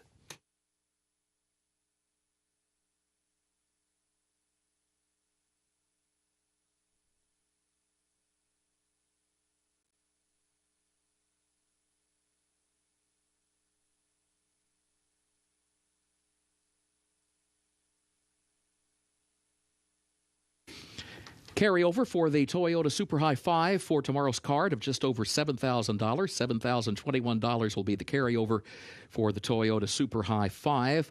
The late pick 5 today pays on 5 of 5 with a consolation 4 of 5. No perfect tickets in the pick 6. It pays on 5 of 6 with a carryover of $286,379 for tomorrow's card, which begins at 1 p.m. Eastern Time. This reminder, the second floor grandstand, including the sports bar and the mezzanine bar, will remain open for simulcasting for another 30 minutes. You may advance wager any races occurring after that time. For now, on behalf of Keeneland, thank you and good evening.